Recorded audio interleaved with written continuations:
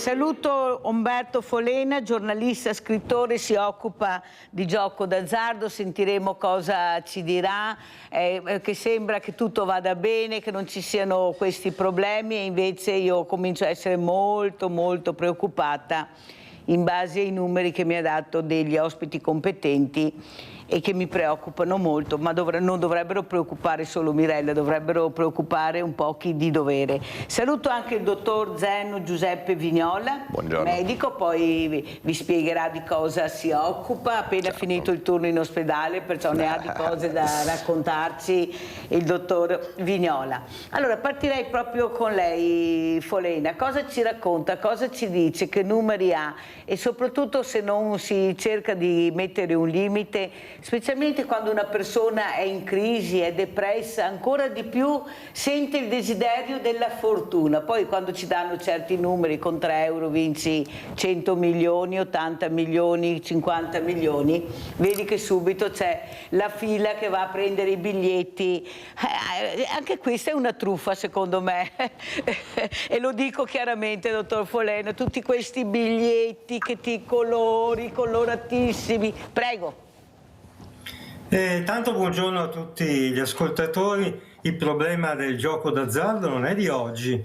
Il gioco d'azzardo, gli uomini, l'umanità gioca d'azzardo fin dagli albori. L'appassionarsi del gioco d'azzardo appartiene all'umanità da sempre, da migliaia di anni, e anche per questo è sciocco pensare di poterlo eliminare, lo si può solo regolamentare. Troviamo dei dadi e altri oggetti per giocare, gli astragali, addirittura nelle tombe cinesi di migliaia di anni avanti Cristo. Ma che cosa è successo in Italia, in particolare nel mondo occidentale, negli ultimi 25 anni? E questo è significativo, che il gioco d'azzardo è diventato un'industria. Prima, fino alla metà degli anni 90, all'inizio del 2000, chi avvertiva questa passione doveva andarselo a cercare il gioco d'azzardo, doveva andare nei casinò, e poi sì, c'era il lotto, il totocalcio, non erano considerati veri giochi d'azzardo che creano dipendenza. Ma negli ultimi 25 anni, soprattutto dal 2003, quando lo Stato è diventato concessionario del gioco d'azzardo, è cambiato tutto. Non sono più gli italiani che vanno in cerca dell'azzardo, ma è l'azzardo che viene in cerca di noi. È chiaro? Viene a stanarci nei nostri luoghi della vita quotidiana, nei bar, nelle tabaccherie, nei supermercati. Anche a casa. Occorreva allargare a dismisura il parco degli utenti, far diventare tutti grandi giocatori. Questo cosa ha comportato? Un aumento spaventoso dei dipendenti del gioco d'azzardo. Il dipendente, che è una persona che si sveglia al mattino e si addormenta la sera, che ha un unico pensiero in testa, procurarsi il denaro per giocare, non è un vizioso. Ecco, il primo luogo comune da sfatare questa mattina è che sia un vizio come un vizio il bere, è un vizio la droga. Ma sì, certo, siamo tutti viziosi, quindi se sei vizioso te la sei voluta, te la sei cercata, non hai abbastanza forza di volontà. E allora arrangiati, non venire a cercare la mia solidarietà e men che meno il mio aiuto. Le cose non stanno così.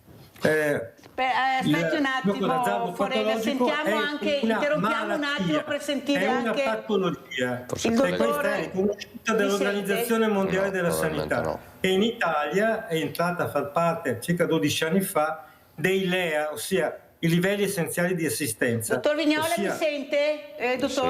Dottor Folena, mi sente? Non ho capito, scusi. Non mi sente. Mi sente adesso? Sì. Bene, mi dica. Allora la interrompo un secondo perché volevo sentire anche cosa ne pensa il dottor Zeno Giuseppe Vignola di quello che ha detto, ecco, a livello medico, ecco, come commenta le parole che sono preoccupanti, questa industria che veramente attira, anche se tu stai fermo ti arriva in casa direttamente senza problemi, seduto sulla tua poltrona, tranquillo, l'importante è che tu abbia soldi per giocare. Dottor Vignola. Allora, buongiorno a tutti innanzitutto. Quella del gioco d'azzardo è una tematica che mi sta particolarmente a cuore da sempre, perché ho visto persone sperperare fortune in questa che in termine medico si chiamano ludopatia, no? quindi la patologia del gioco. È un aspetto della vita che è sempre stato presente, come ha giustamente detto il nostro ospite, tant'è vero che c'era anche la dea, la fortuna, la dea bendata, no? Però, come ha giustamente detto, essendo diventato un'industria, non è più solo l'utente che va a cercare il gioco d'azzardo, ma essendoci anche un interesse dell'industria nel fare in modo che l'utente giochi d'azzardo, c'è una ricerca, diciamo, reciproca. E questo diventa un problema. Non è più visto, o si tende a non vederlo più come un problema semplicemente di forza di volontà, perché lo si è inquadrato maggiormente come patologia, ludopatia. E in virtù di questo si sta sviluppando delle reti di assistenza per la ludopatia in ambito medico. Il fatto che sia un argomento che mi sta a cuore si vede dal fatto che fin da 13 anni fa, quando ero in politica, avevo organizzato una conferenza, in realtà un ciclo di conferenze che toccava anche l'argomento del gioco d'azzardo, proprio perché è una cosa che non viene percepita da molti come un problema. Quando Parentesi, invece... abbiamo scoperto che il dottor Vignola era anche in politica. Sì, sono stato in politica. Poi ci racconterà un po' di più. Da politico. Destra e sinistra, centrodestra e centrosinistra. Era una lista civica, naturalmente. Più a sinistra o più a destra? Più a destra. Più a destra. Naturalmente, sì. Continuiamo. Quindi, ecco, mi ero reso conto ai tempi che quando facevo, diciamo, propaganda per questa conferenza sul gioco d'azzardo, spesso le persone mi guardavano in modo, come dire, ma nel senso, perché si fa una conferenza sul gioco d'azzardo? Perché è un problema più diffuso e più capillare di quello che magari è la percezione comune. Però possiamo dare dei numeri se volete. sì, però Certo. prima volevo dire una cosa, Folena. Non è che, come dice lei, che l'ha detto molto chiaramente, questa industria, ecco, questo business dell'industria, ma non solo, abbia superato un po' il limite e il buonsenso, perché va a intaccare le fragilità, specialmente le fragilità, e questo è inammissibile, è inaccettabile. È inaccettabile vedere quello vediamo. Noi abbiamo vissuto fortunatamente dopo queste guerre e quelli che le hanno superate, passate e anche vinte hanno cercato di farci vivere in una democrazia, in una tranquillità, ragionare col buonsenso, vedere quello che serviva, gli investimenti dove dovevano essere fatti, non di sicuro nelle armi, ma mi sembra che abbiano investito bene. All'improvviso scoppia il mondo, nel senso che poche persone pensano di essere i padroni del mondo, di tutti noi. Perché? Perché hanno i soldi, hanno il potere. E il potere annebbia, acceca, fa molto male, vediamo cosa sta succedendo. È mai possibile che non si riesca a capire che si potrebbe vivere tutti bene, in tranquillità, perché proprio il business ha superato la logica del buonsenso, del rispetto, della dignità. Cosa ci dice Folena? Ma come si fa a ragionare solo con il business? Per capire quanto grosso è il problema, diamo dei numeri, perché i numeri lo quantificano, lo definiscono.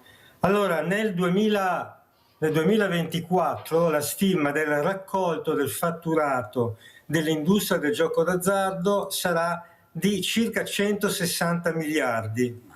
È una cifra così grande che facciamo fatica a immaginarcela, a inventare. A che cosa possiamo paragonarla? Beh, sapete quanto spendiamo in Italia per la sanità? Il dottore qui presente lo sa.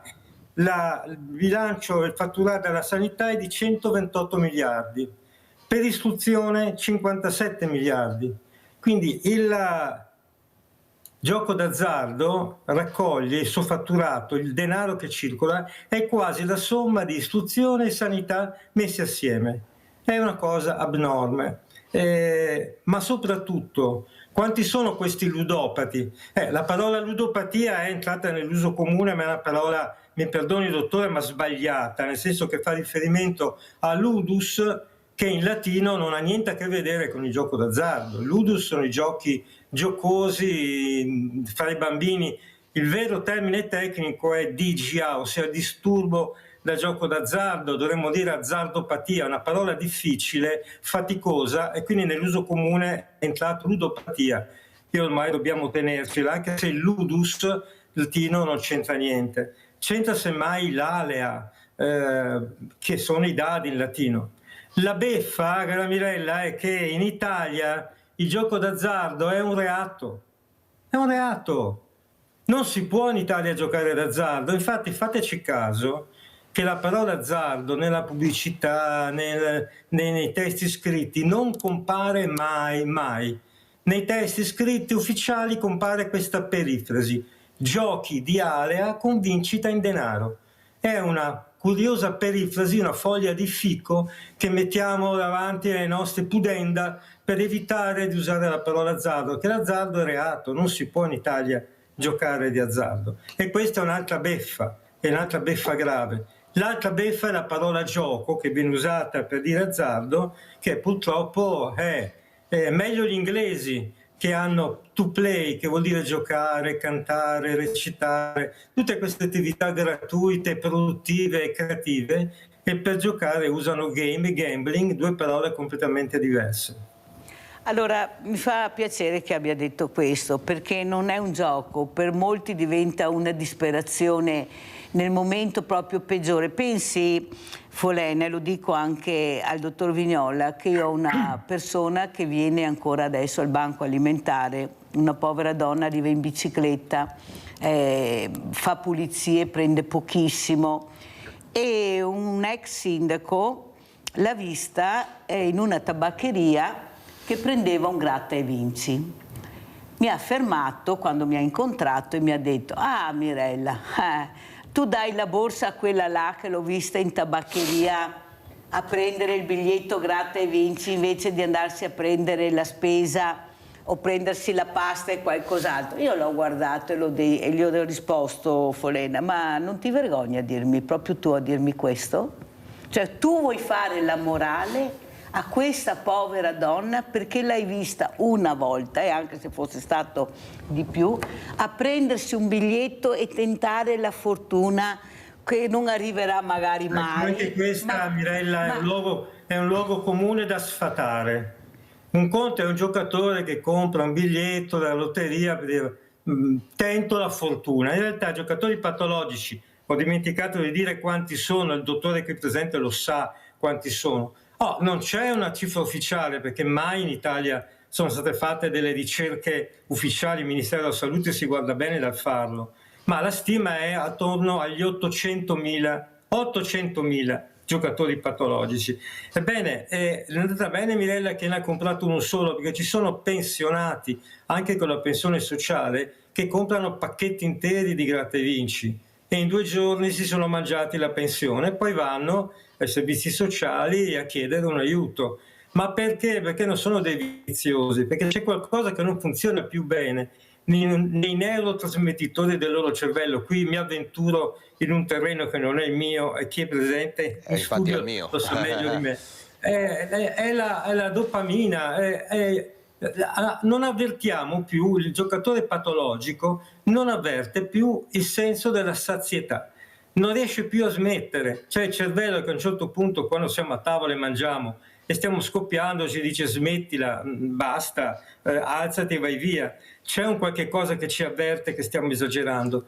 Nel giocatore patologico, per questa è una patologia, una malattia, il cervello non mi dà più quel segnale, anzi mi dice insiste e continua.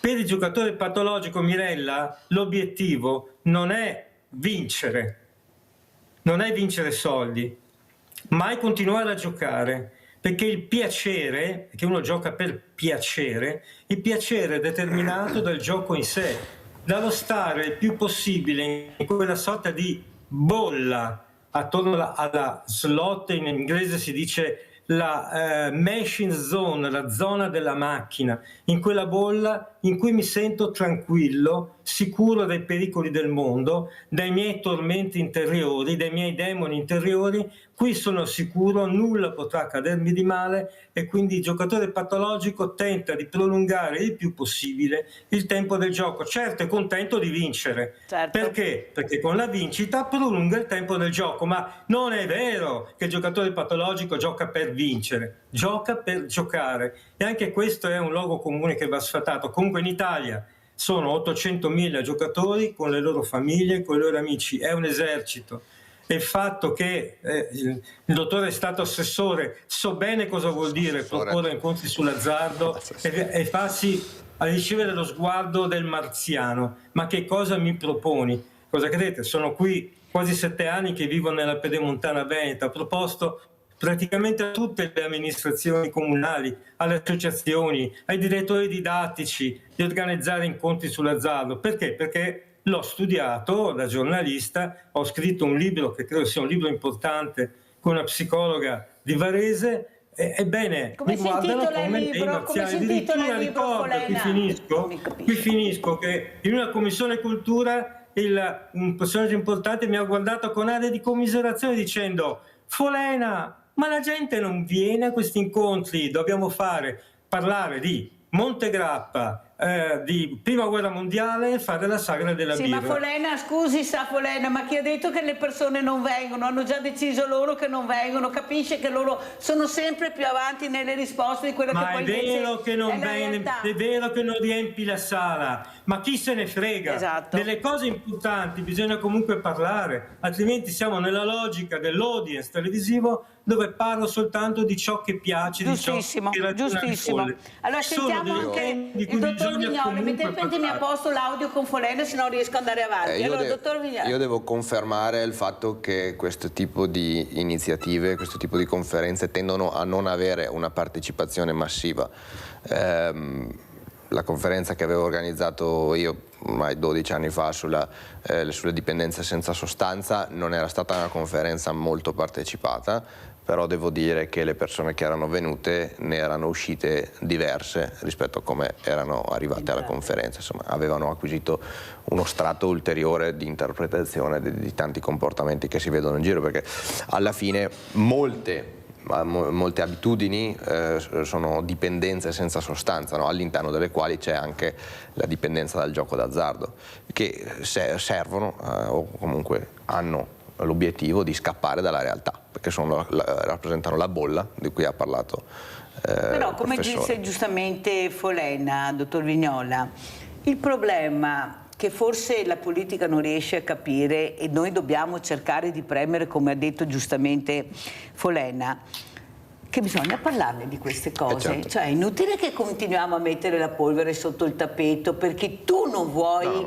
aprire il problema, perché tu devi dare anche delle risposte, devi investire in questo. È là il problema grande, perché per fare questo devi anche devi investire sulla famiglia, devi investire sulla persona, devi investire nella scuola. Abbiamo sentito i numeri che ha dato Folena. Allora come la mettiamo, dottor Vignola? Io sono sempre stato sostenitore di una politica, o comunque di una televisione, mezzi di comunicazione che parlino degli argomenti di cui bisogna parlare, argomenti anche impegnati, argomenti anche che possono risultare noiosi, che però sono argomenti importanti. Certo. Mentre invece la tendenza all'audience, la tendenza al marketing, la tendenza a rendere tutto più leggero, più palatabile, fa in modo che si parla di quello che piace all'utenza e non di quello che magari di cui l'utenza avrebbe il bisogno che gli venisse parlato. Guardi, noi come emittenti privati, come Media Nord-Est, abbiamo iniziato da tanto tempo con le messe, con la ginnastica. Io con la mia trasmissione porto anche temi molto particolari che qualcuno mi dice magari che noia, invece poi i numeri ti danno ragione. Bisogna avere il coraggio di intraprendere una strada diversa. Poi ti copiano, quelli che magari dicevano che annoiavi invece ti copiano perché l'audience è molto alto. Capisce che quelli proprio che dovrebbero invece ascoltare e dire adesso mi muovo, investo perché questo è un tema importante, non lo fanno. Cosa dice Folena? Perché non si investe su temi così delicati? Ad esempio io ho i pediatri che sono molto preoccupati per l'obesità. Lei sente parlare di obesità, sentiamo parlare di mense, di vermi sulle mense, elastico sulle mense, plastica. Capisce che c'è qualcosa sempre che devia per spostare l'attenzione da un'altra parte? Cosa dice Folena? È esattamente così, ma il disinteresse anche, ahimè, della politica fa sì che, ad esempio, tornando all'azzardo, era stato fatto un piccolo passo avanti 2 legislature fa proibendo la pubblicità dell'azzardo, poiché crea dipendenza. Come non si fa pubblicità ai superalcolici o al tabacco, non facciamola all'azzardo, ma in realtà sta tornando la pubblicità d'azzardo, come possiamo vedere. Chi è appassionato di calcio lo vede negli stadi, vede anche personaggi dello spettacolo importanti che fanno pubblicità all'azzardo, soprattutto dicendo non esagerate, giocate responsabilmente. Ma mi sembra una cosa abbastanza così.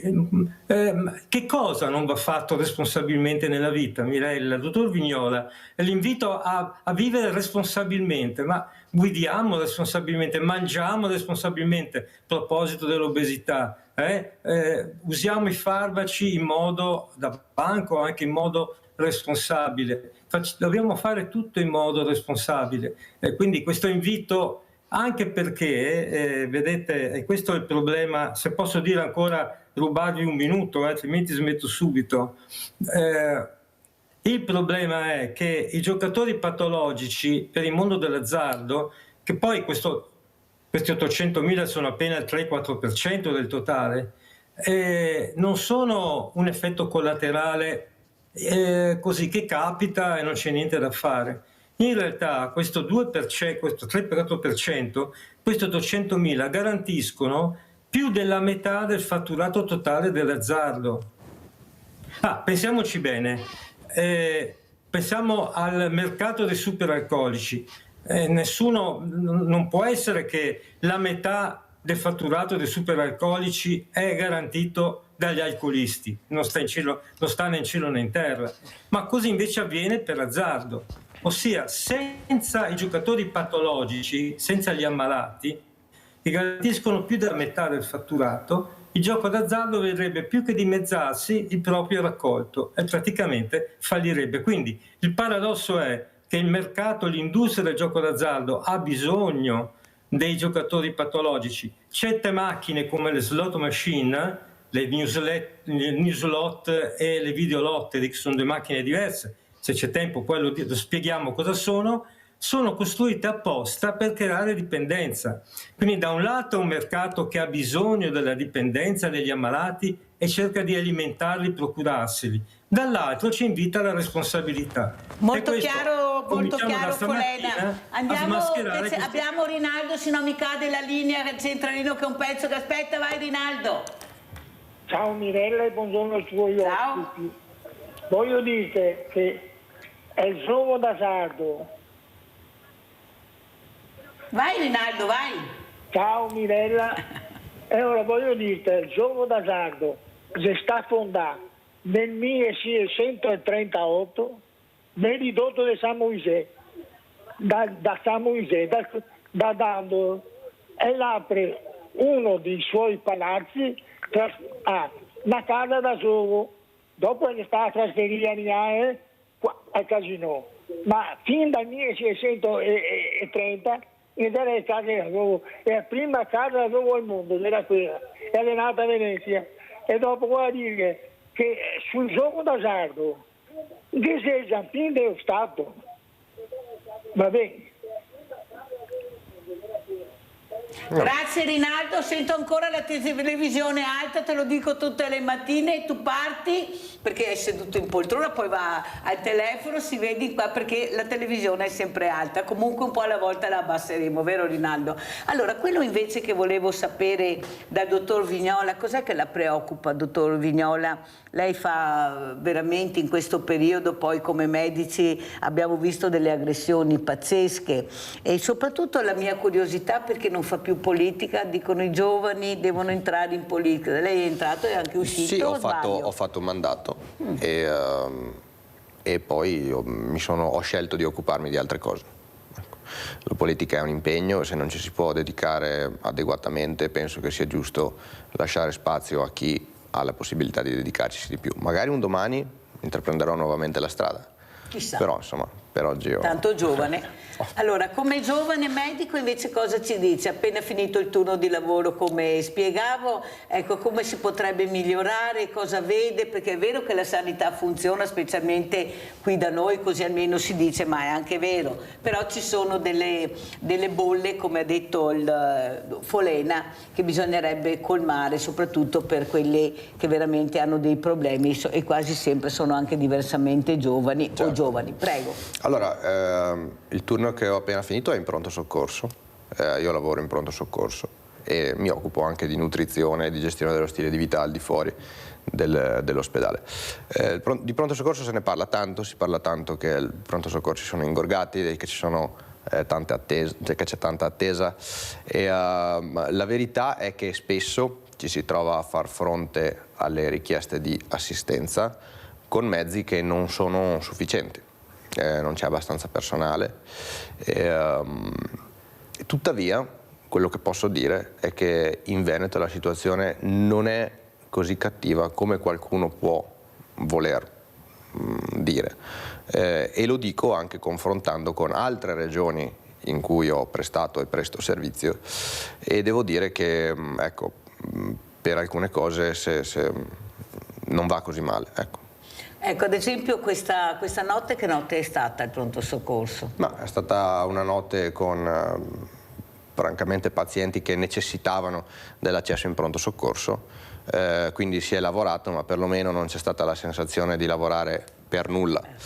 Laddove invece ci sono anche turni in cui accedono molti pazienti per i quali il pronto soccorso non sarebbe stata la scelta ideale, magari il medico di base o la guardia medica avrebbero potuto risolvere i loro problemi in modo insomma, più appropriato.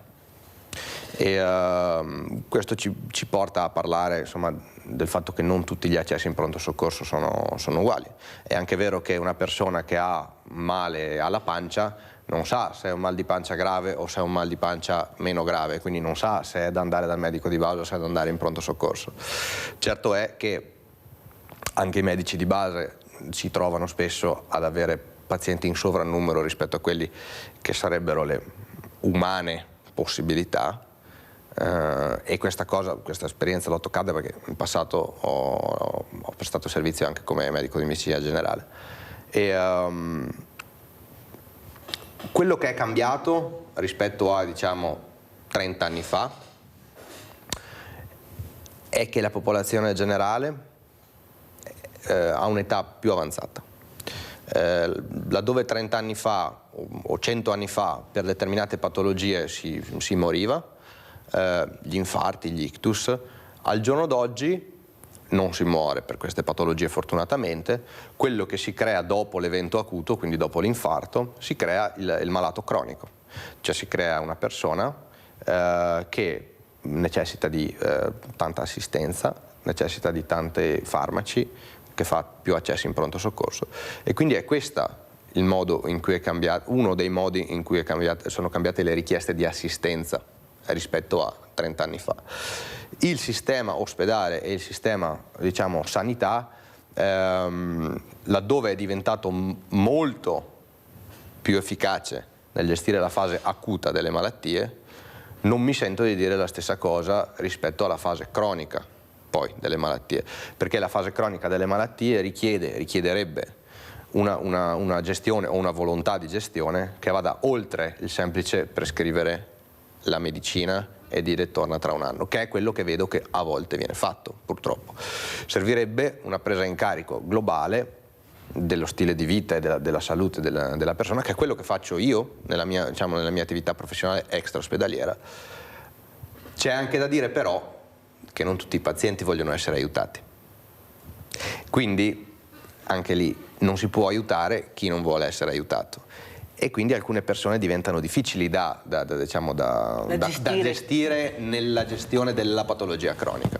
È un problema molto complesso, molto interessante, certamente c'è molto margine di miglioramento, però insomma il problema è questo. Però è anche da dire che proprio su queste persone bisognerebbe puntare, insistere, perché nel momento che un malato cronico non vuole farsi curare vuol dire che c'è qualcosa che non va. E bisogna assolutamente cercare, visto che abbiamo queste professionalità, ecco, anche molto preparate, che possono fare questo. Il problema è che si investe poco, siamo sempre là. Diciamo che sebbene €1 speso in prevenzione porti a risparmiare €30 spesi in gestione della patologia acuta, quindi investire in prevenzione è un buon investimento, possiamo dire. C'è un po', diciamo, nell'ambiente sanità la concezione sbagliata che una persona nella gestione della propria vita quotidiana quella è e quella resta. Ovvero c'è il concetto che, un concetto sbagliato per quanto mi riguarda, perché una persona può sempre cercare di evolversi finché respira, per come la vedo io, però c'è il concetto che se una persona con il proprio stile di vita è arrivata a quella patologia, quello stile di vita per quella persona, bene o male, tenderà a rimanere anche dopo quella patologia.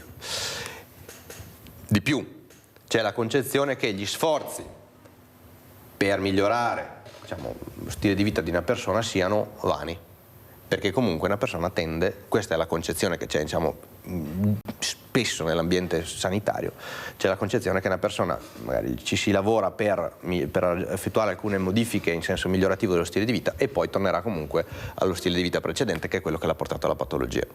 Questa è una mentalità che io personalmente mi sforzo costantemente di cambiare e di migliorare, la trovo una mentalità estremamente pessimista, una mentalità disfattista, ecco. Infatti io ho avuto anche una celebrità, proprio per quanto riguarda l'ambiente sanitario, non mi ricordo chi era, e ha detto: io posso fare il miglior intervento, Mirella, unico nel suo genere, ma poi quando questa persona arriva a casa che ha bisogno di tante cose che io non posso più dargli. È là il mio problema, che mette anche a rischio il mio grande lavoro che ho fatto, il grande intervento. Sentiamo Sandra da Padova, vai Sandra. Ciao Mirella. Ciao. E buongiorno agli ospiti, e hanno detto delle cose molto interessanti. Io faccio i complimenti al medico perché a trovare dei giovani ha spiegato veramente bene. È vero, le patologie, se uno fa una vita disordinata, poi dipende anche dalla persona, perché il DNA ha tutto un insieme di cose, però è vero, dopo si riporta in vecchiaia quelle patologie che sono croniche, sappiamo, è una cosa risaputa. Poi volevo dire, per quanto riguarda il gioco d'azzardo, io ho degli amici che sono mangiati la casa, ma una casa di lusso, e io vedo quando vado a prendermi, io fumo qualche sigaretta che non dovrei fumare, però mi faccio i controlli, i polmoni sono sani e va bene, e anche con l'età che ho. E devo dire, Mirella, che vedo cinesi con file da 20 euro, filippini, scusa, non è per fare una classe di quello straniero, però è così. Poi vedo magari la signora filippina che va a fare le pulizie nel palazzo sopra, viene giù e anche quella 20. È chiaro che ognuno dei suoi soldi fa quello che vuole, Mirella, però è vero che c'è questa rincorsa alla fortuna, perché vista la situazione attuale che abbiamo in Italia di povertà, di questo, del lavoro, cioè mettiamo tutto su sto calderone enorme, è chiaro che uno dice aspetta un attimo che tento la fortuna. Poi il brutto, la ludopatia, è come ha detto il signore, che è una patologia, ma veramente una patologia, perché dopo ti dà adrenalina. Mirella, io in vita mia sono andata 4 volte al casino a Venezia, a Lugano, però mi mettevo una piccola cifra, se andava, se no pazienza. Cioè non è, perché io credo che il gioco sia una cosa bella anche preso in maniera serenamente e anche in compagnia, se sei. Però dopo piano, quando cominci che hai il portafoglio pieno e arrivi a casa, poi magari, ricordiamoci una cosa, che vince sempre il banco. Vince sempre il banco, non vince quello che prende, perché prendi 10 ne spendi 15, prendi 20 ne spendi 30. È una roba allucinante, Mirella. È vero che è pericolosa sta cosa, però dopo lo Stato ci mangia sopra, perché tutti i soldi che vanno allo Stato, Mirella. E allora cosa possiamo fare? Grazie Sandra, sentiamo come risponde Umberto Folena, alla nostra Sandra, anche a quello che ha detto il dottor Vignola. Prego. Beh, il tema è enorme, come dicevo prima, con Daniela Capitanucci, psicologa di Varese, abbiamo scritto un libro di oltre 300 pagine. Vediamo anche la copertina del libro, che ce l'abbiamo, Folena. Prego. Ve lo faccio vedere, Ma ce l'abbiamo anche noi, guardi, ce l'abbiamo anche noi. Siamo stati bravi questa volta. Fa sempre piacere.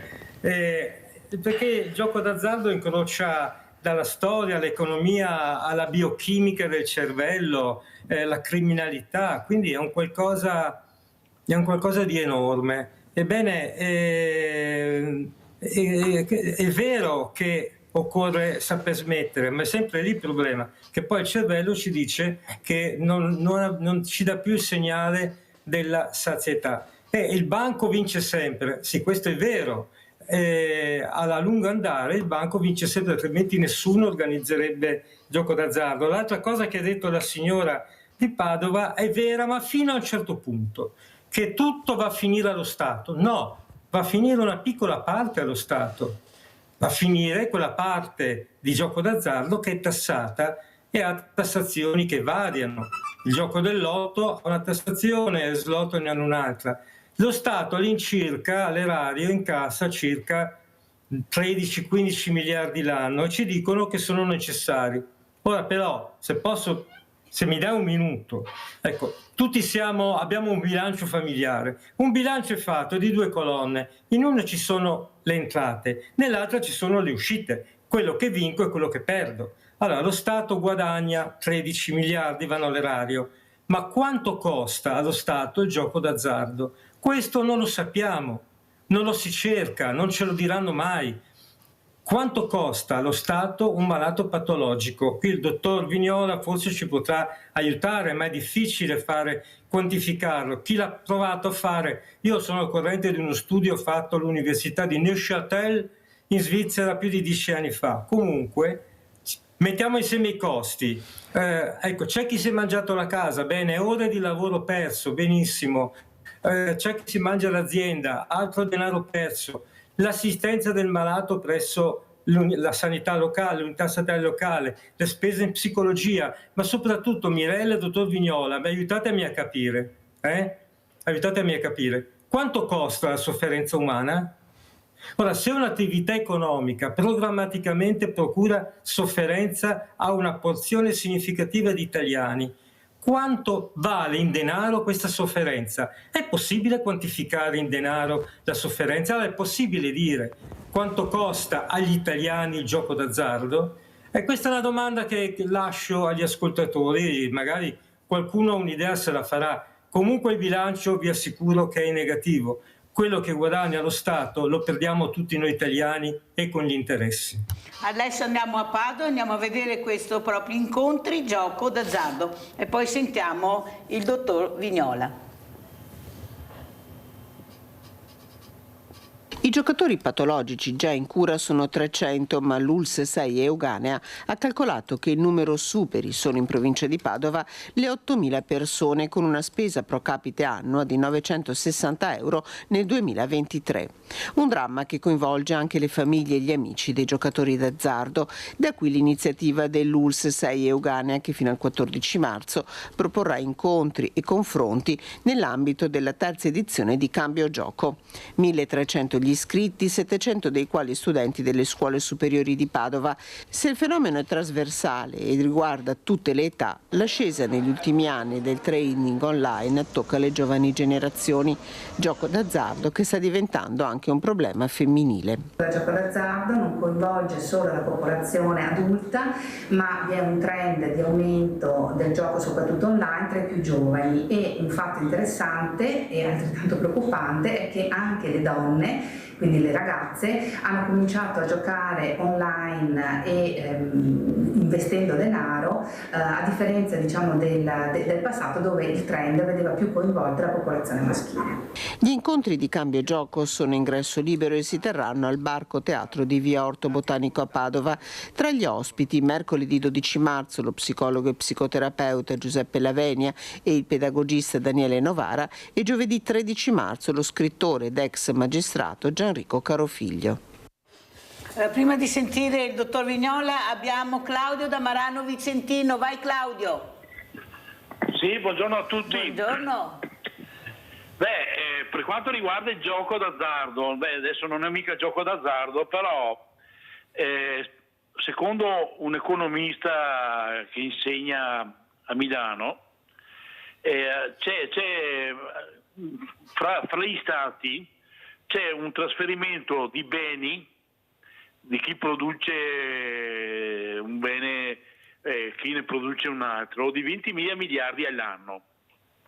Questi 20.000 miliardi che servono per scambiarsi i beni, sulle banche, perché le banche avevano visto negli anni 70 che insomma i scambi non erano proprio così come li volevano loro, e allora hanno cominciato a scambiarsi il denaro o titoli e la finanza praticamente. Adesso la finanza, cioè la finta economia, fa 20.000 miliardi da 3 a 5 giorni. Allora, il problema è che le banche cominciano a guardare di più questa finta economia che non l'economia vera, perché sento spesso e volentieri anche imprenditori che hanno problemi per avere prestiti. Allora, se magari a un'azienda seria che è là da anni fai fatica di prestare soldi e poi c'hai questi giochi di soldi fra banche, è un'energia che viene sottratta dall'economia vera per darla a un'economia fittizia, finta. E allora non è che il gioco d'azzardo sia l'unico problema che abbiamo per quanto riguarda il gioco, c'è anche questo gioco. Buona giornata signori. Grazie Claudio, buona giornata anche a te. Allora, dottor Vignola, come commentiamo quello che abbiamo sentito, soprattutto la telefonata di Claudio, ma anche quello che ha detto Umberto Folena? Sì, mi riallaccio all'ultimo concetto che è stato espresso, quello della investire in un'economia vera o in un'economia fittizia, in un'economia di indotti. È naturale che tutte queste energie economiche e non solo che vengono utilizzate dalle persone con dipendenza da gioco d'azzardo, se venissero utilizzate in qualcosa di produttivo, io penso che farebbe la fortuna delle persone e anche della società, ecco, tutto qua. Poi per il resto, nel senso, mi sento di concordare praticamente con tutte le cose che sono state dette sia nel filmato sia del dottor Folena, ecco. Volevo capire nel libro, come riassunto dal nostro ospite, una tesi in particolare che ci terrebbe a portare avanti di quelle contenute di questo libro, quale sarebbe? Dottor Folena? Una tesi che sta particolarmente a cuore. Una cosa l'ho già detta, la cosa importante che non si dice mai è che più del 50% del fatturato dell'azzardo è garantito dai giocatori patologici, e che i giocatori patologici non sono degli effetti collaterali inevitabili, incontrollabili, ma sono prodotti, sono generati. In particolare chi ha studiato bene, l'unico finora che io sappia al mondo che ha studiato questo problema, è un'antropologa del Massachusetts Institute of Technology, il famoso MIT, diciamo in italiano, di Boston, Natasha Doshul, che è passato più di 10 anni a Las Vegas e dintorni a parlare sì con i giocatori patologici, ma anche con i cosiddetti sviluppatori, ossia gli ingegneri che costruiscono il gioco d'azzardo, ma anche con coloro che costruiscono le sale da gioco, perché c'è una vera e propria architettura dell'azzardo. Non a caso il libro, la traduzione italiana del suo libro è Architetture dell'azzardo. Ebbene, da questo le hanno confessato, le hanno detto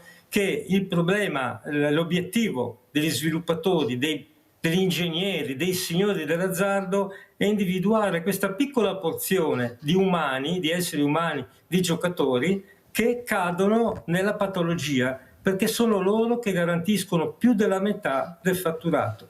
Quindi non sono giocatori cosiddetti sociali, come abbiamo sentiti, come siamo tutti noi probabilmente, che una volta all'anno compriamo un biglietto da lotteria, siamo più dell'80%, che abbiamo piena padronanza del tempo che diamo al gioco d'azzardo e del denaro che investiamo, ma sono i problematici, coloro che cominciano a perdere il controllo, e i patologici, coloro che sono affetti da DGA, disturbo al gioco d'azzardo. Poi la tesi, il cuore è anche che cosa fare, perché la domanda, credo, di molti ascoltatori in questo momento è: che cosa possiamo fare? E quando scopriamo che un amico, un parente è affetto dal gioco d'azzardo, che cosa si fa? Beh, prima si parlava di prevenzione, il dottor Vignola ne parlava riferendosi ad altri tipi di patologie o di disturbi o di problematiche. Beh, stamattina noi stiamo facendo prevenzione, perché la prima forma di prevenzione è la conoscenza, ossia parlarne,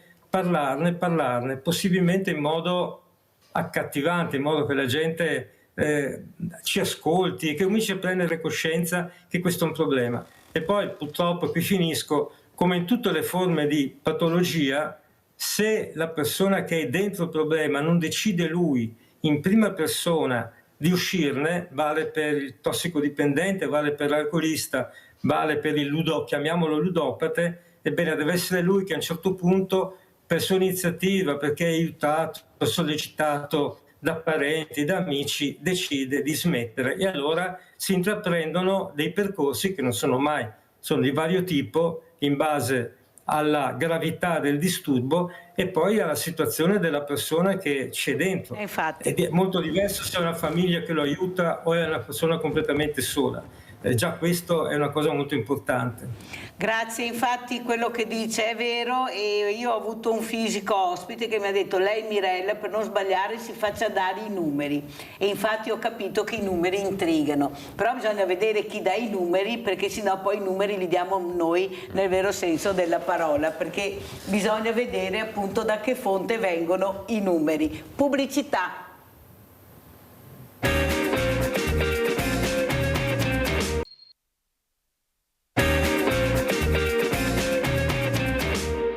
Allora io vorrei anche sentire dal dottor Folena.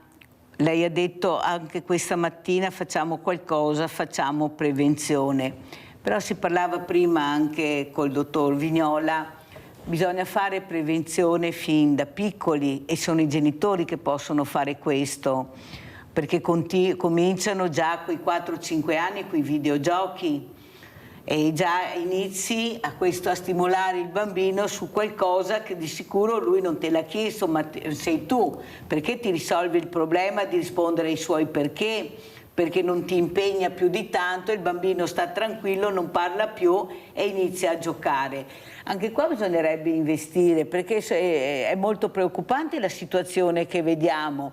Abbiamo ragazzi che a 10 anni non escono più di casa, abbiamo un'anoressia che inizia a essere molto molto vicina ai 9 anni, abbiamo tante, parlavo prima col dottor Vignola, le sigarette elettroniche che cominciano a preoccupare e impensierire, la droga che gira a nastro, abbiamo sentito i sequestri anche dell'altro giorno e di ieri, quintali di droga, abbiamo l'alcol, abbiamo di tutto e di più. E allora io mi domando dove si vorrà andare a parare. Già abbiamo pochi giovani, ecco, quei pochi invece diversamente giovani hanno molti acciacchi, non hanno i servizi, cioè dove si vuole andare a parare dopo che abbiamo sentito i suoi numeri, dottor Folena, perché sono numeri che fanno veramente rabbrividire. Prego. Allora, come dicono i giocatori di biliardo, calma e gesso. Quindi fermiamoci, ragioniamo, non facciamoci travolgere dall'apocalisse. La situazione è grave, ma è sempre rimediabile. Basta avere consapevolezza della dimensione del problema. Il rapporto dei bambini, addirittura in età prescolare, bambini piccolissimi di 2-3 anni, con le aggeggi elettronici è un tema enorme, colossale, che va ben al di là dell'azzardo e tutto il resto. E questo fa parte dell'educazione ai genitori. Si sa che questi aggeggini, questi qua, ecco, sono dei formidabili calmanti. sono dei calmanti. Il problema è che messi in mano danno anche dipendenza a prescindere dal gioco d'azzardo. Questo riguarda noi adulti che poi predichiamo, ma se ci facciamo vedere sempre col telefonino in mano dei nostri figli, poi non possiamo dire al figlio smetti col telefonino e fai qualcos'altro. Allora il bambino piange, è agitato, è turbolento, incredibilmente con il giochino, con il cartone dentro il cellulare si calma.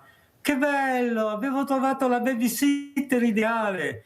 E questo è drammatico, anzi è tragico. Dottor Vignola, temo che possa confermarlo, che quando un cervello è in formazione, si sta formando, la corteccia si sta formando, l'uso del cellulare modifica gli stessi collegamenti neuronali.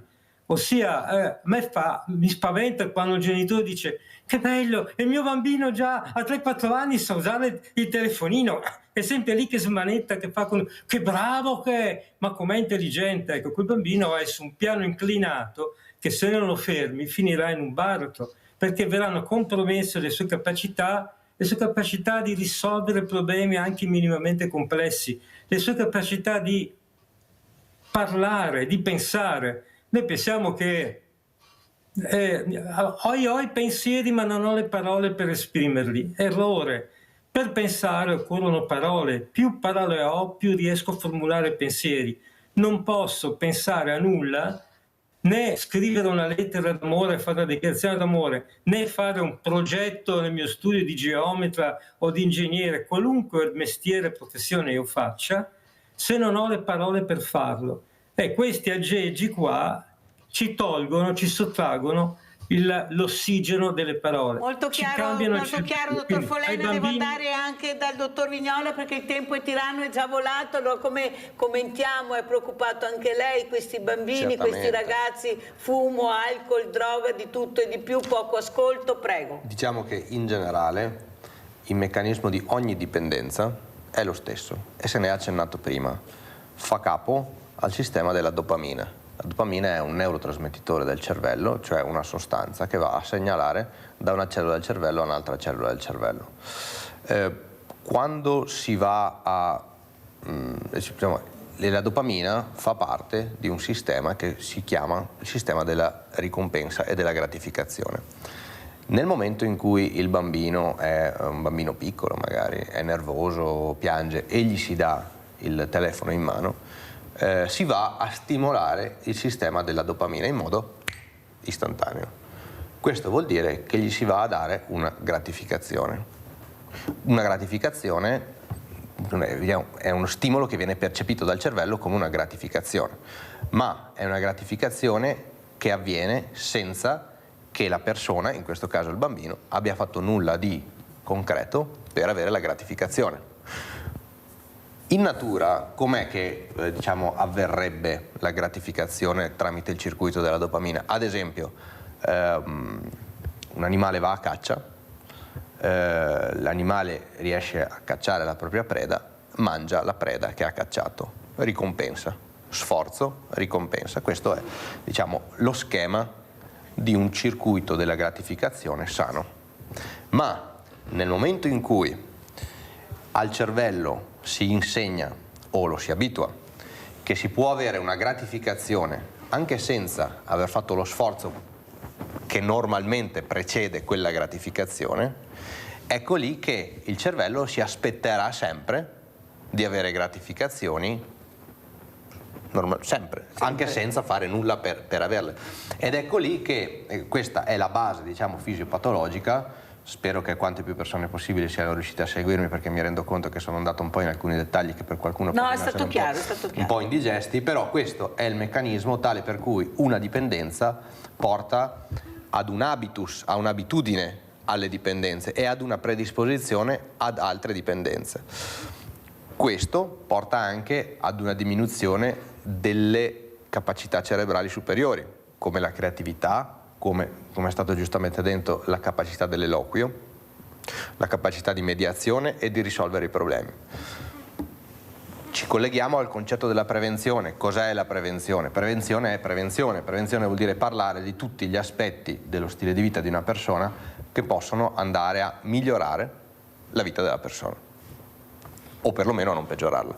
E di sicuro parlare di dipendenze e di come avvengono e di come si protraggono poi nel tempo è molto importante, in modo tale che le persone siano anche capaci di capire, no, cosa gli succede quando sentono la pulsione verso il gioco, quando sentono la pulsione verso il cibo spazzatura, quando sentono la pulsione verso passare 4 ore sui social media a scrollare senza fare nulla di produttivo. Ecco. Per questo è importante che se ne parli, secondo me.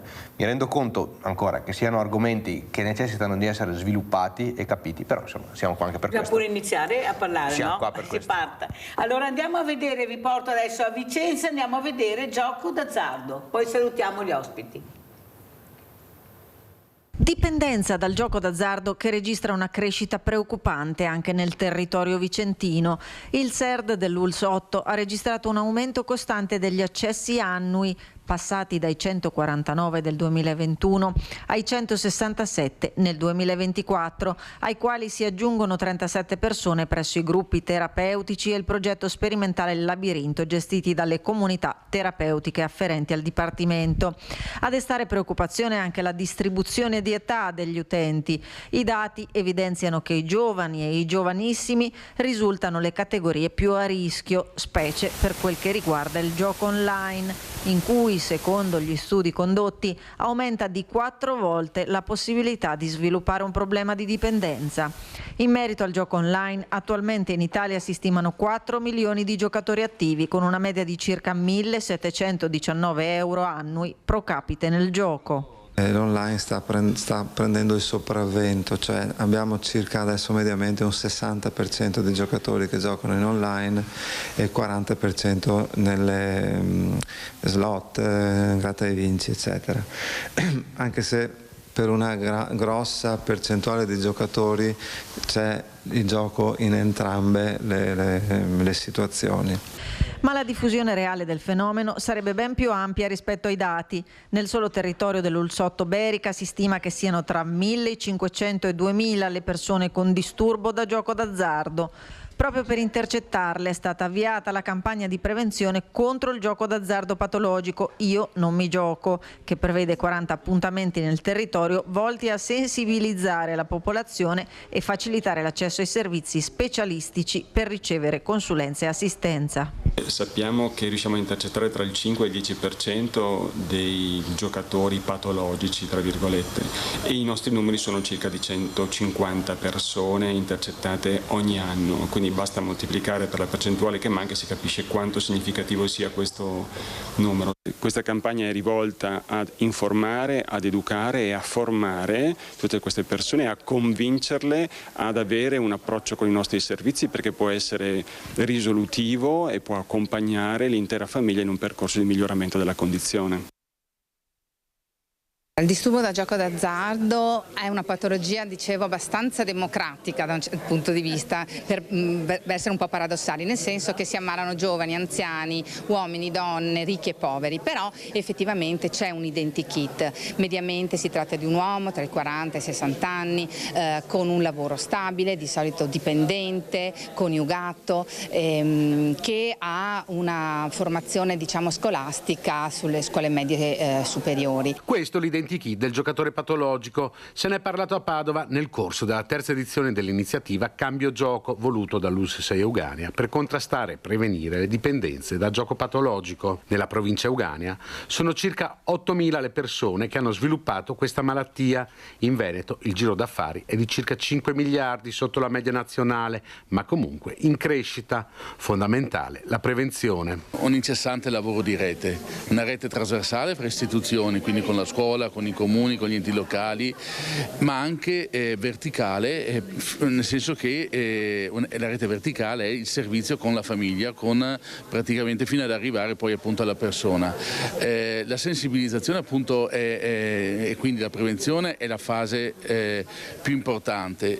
Dobbiamo stare attenti che la società, parlo proprio in senso generale, non si assuefi a tutti i segnali d'allarme. La dipendenza dal gioco d'azzardo si sta diffondendo molto anche tra giovani e giovanissimi e proprio lì va lo sforzo delle istituzioni per prevenire. Abbiamo dei picchi, gli anni scorsi dicevo erano soprattutto gli adulti anche con famiglia, un po' di anziani ma soprattutto gli adulti. Purtroppo adesso stanno aumentando molto anche i giovani, tant'è vero che sui giovani a rischio, parlo appunto sempre di dati della provincia, ci attestiamo persone a rischio, non ad altissimo rischio, sono più o meno il 6%.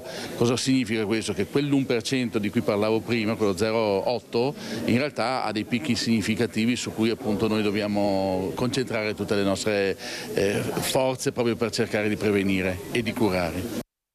Abbiamo Franco da Venezia in linea, vai Franco. Sì, buongiorno a te e ai tuoi ospiti. Buongiorno. Mirella. Allora, a questo punto per quanto riguarda il gioco d'azzardo, cosa facciamo? Proibiamo il lotto, il superenalotto, il gratta e vinci, le slot macine, il casino? Se vuoi i dati, quelli veri, basta andare sul sito dell'Agenzia delle Dogane e dei Monopoli e vedi un attimino qual è la situazione per quanto riguarda il gioco d'azzardo. Per quanto riguarda il 2023 sono stati giocati 147 miliardi di euro. Allora, qui a Venezia noi abbiamo il casino come da altre parti. Nel gioco in generale, poi vedo l'intervento dell'ULSS, dovrebbero parlarci le istituzioni, perché poi la patologia di gioco comporta delle spese, diciamo così, sotto il profilo sanitario, perché la gente va dagli assistenti sociali e quant'altro. Io penso che dietro tutta questa voglia di giocare ci sia la ricerca di una rivalsa sociale, del guadagno che ti possa risolvere i problemi, diciamo così, non posso dire della vita, ma comunque uno come la settimana scorsa che si è vinto 88 milioni di euro al Superenalotto sicuramente voglio dire, qualcosa li cambia. Quindi è una questione nazionale secondo me. E appunto in maniera provocatoria dico, per risolvere, forse non del tutto, bisogna abolire il Superenalotto, il lotto, il gratta e vinci, e slot macina, altrimenti non ne veniamo fuori. È un cane che si morde la coda, perché poi lo Stato nelle vincite mi sembra che abbia un agio, faccia una trattenuta del 12, mi sembra, del 12%. Se l'ha spiegato bene il dottor Folena prima. Sì. Voglio dire, fa cassa, così è inutile, non si va da nessuna parte, o io a voi se tutti, va bene, giochiamo la tombola, va bene, giochiamo la tombola e si finito. Grazie per l'ascolto. Grazie a te caro Franco, grazie della telefonata. Allora sentiamo come ci saluta il dottor Folena, vediamo anche questo libro importante, chi ha voglia veramente lo legga perché veramente fa capire tante cose. Eccolo qua, perché il gioco d'azzardo rovina l'Italia. Mi piace la perfezione di questo signore che alla fine si chiama Fiasco, perché siamo proprio nel periodo del fiasco totale di questo paese, proprio fiasco. Prego dottore Folena, prego, come ci saluta?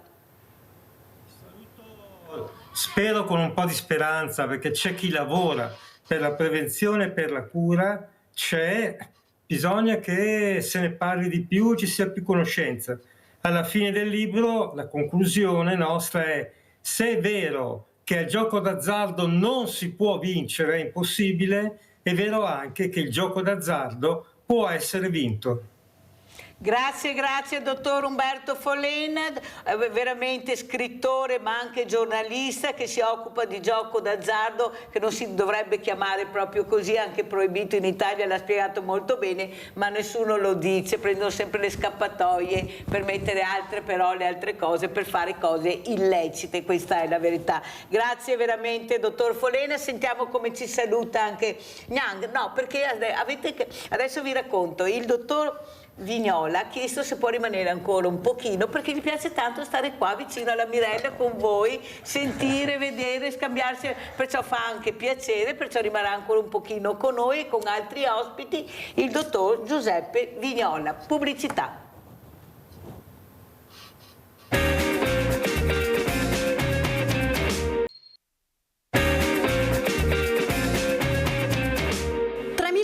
Ville venete in Veneto, 430 in Friuli Venezia Giulia, uno dei patrimoni culturali più preziosi del nostro territorio, esempio straordinario di armonia e bellezza. Torna la giornata delle Ville Venete, raddoppia con un intero weekend dedicato alla scoperta e alla valorizzazione di questi gioielli che rappresentano un unicum in Italia e nel mondo. Il periodo in cui sono state costruite le ville, che va dal 400 alla fine 700, ha caratterizzato, voglio dire, molte parti d'Italia, ma nel Veneto e nel Friuli rappresenta praticamente una eccezionalità sia per dimensioni, per entità e per qualità degli edifici. La 2 giorni di visita è stata preceduta da un convegno a Villa Selvatico di Battaglia Terme dedicato all'ecosistema delle ville venete per legare la villa al contesto odierno. Significa poter accettare quelle che sono le sfide, essere pronti ad accettare le sfide e i problemi del tempo attuale e del futuro. Per cui secondo noi questo elemento, la centralità proprio della Villa Veneta all'interno di questo ecosistema economico, produttivo, con un indotto notevolissimo per il territorio è fondamentale. Ville venete sempre più richieste anche come location per produzioni cinematografiche e televisive. Parliamo di registi come Luchino Visconti, come Vittorio De Sica, grandi attori, grandi film che sono stati girati nelle Ville Venete dagli anni 50 in poi, e oggi c'è una fortissima richiesta di portare set all'interno delle Ville Venete. Il 20% delle produzioni che noi sosteniamo come Veneto Film Commission, che sosteniamo ed assistiamo, vuole girare all'interno delle Ville Venete. Testimonianza di quanto il Veneto nell'ultimo periodo stia diventando attrattivo per il cinema.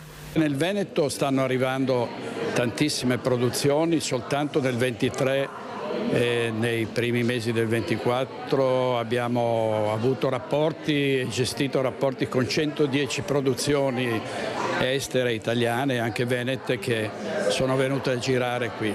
Oggi al Festival del Cinema di Roma ci sono 6 film importanti girati qui in Veneto e noi siamo stati sempre molto coinvolti nel facilitare, agevolare il lavoro di registi, produttori, attori, tutti i cast che passano da queste parti.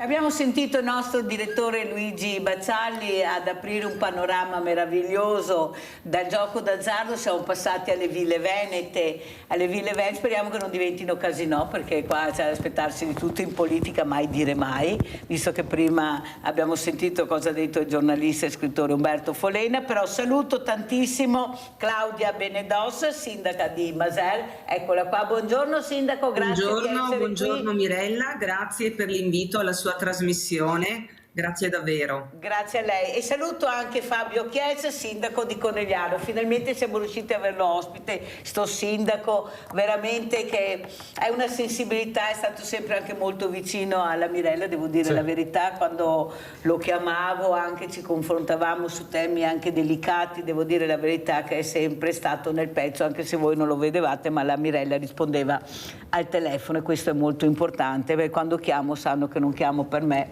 ma chiamo sempre per qualcosa che dobbiamo risolvere assieme. Allora, però partirei proprio, è rimasto con noi il dottor Zeno Giuseppe Vignola, perché aveva piacere di stare ancora un po' qui a Sveglia Venete, mi fa proprio piacere. Allora, sindaco Benedos, abbiamo visto queste Ville Venete, questa meraviglia che abbiamo nel territorio, la fortuna a 2 passi da casa. Bisogna investire molto di più, perché veramente il FAI fa capire l'importanza di conoscere il territorio, di farlo apprezzare dai turisti, però ancora secondo me dobbiamo fare molto, perché i soldi sono pochi e gli investimenti richiesti per fare queste cose sono alti, questa è la verità. Allora sentiamo cosa ci dice il sindaco dopo aver visto questa bellezza, prego. Sono orgogliosa intanto di essere il sindaco di Maser, conosciuto da sempre appunto per Villa Barbaro, che attualmente chiamiamo Villa di Maser, ma che è stata commissionata dai fratelli Barbaro verso il 1500.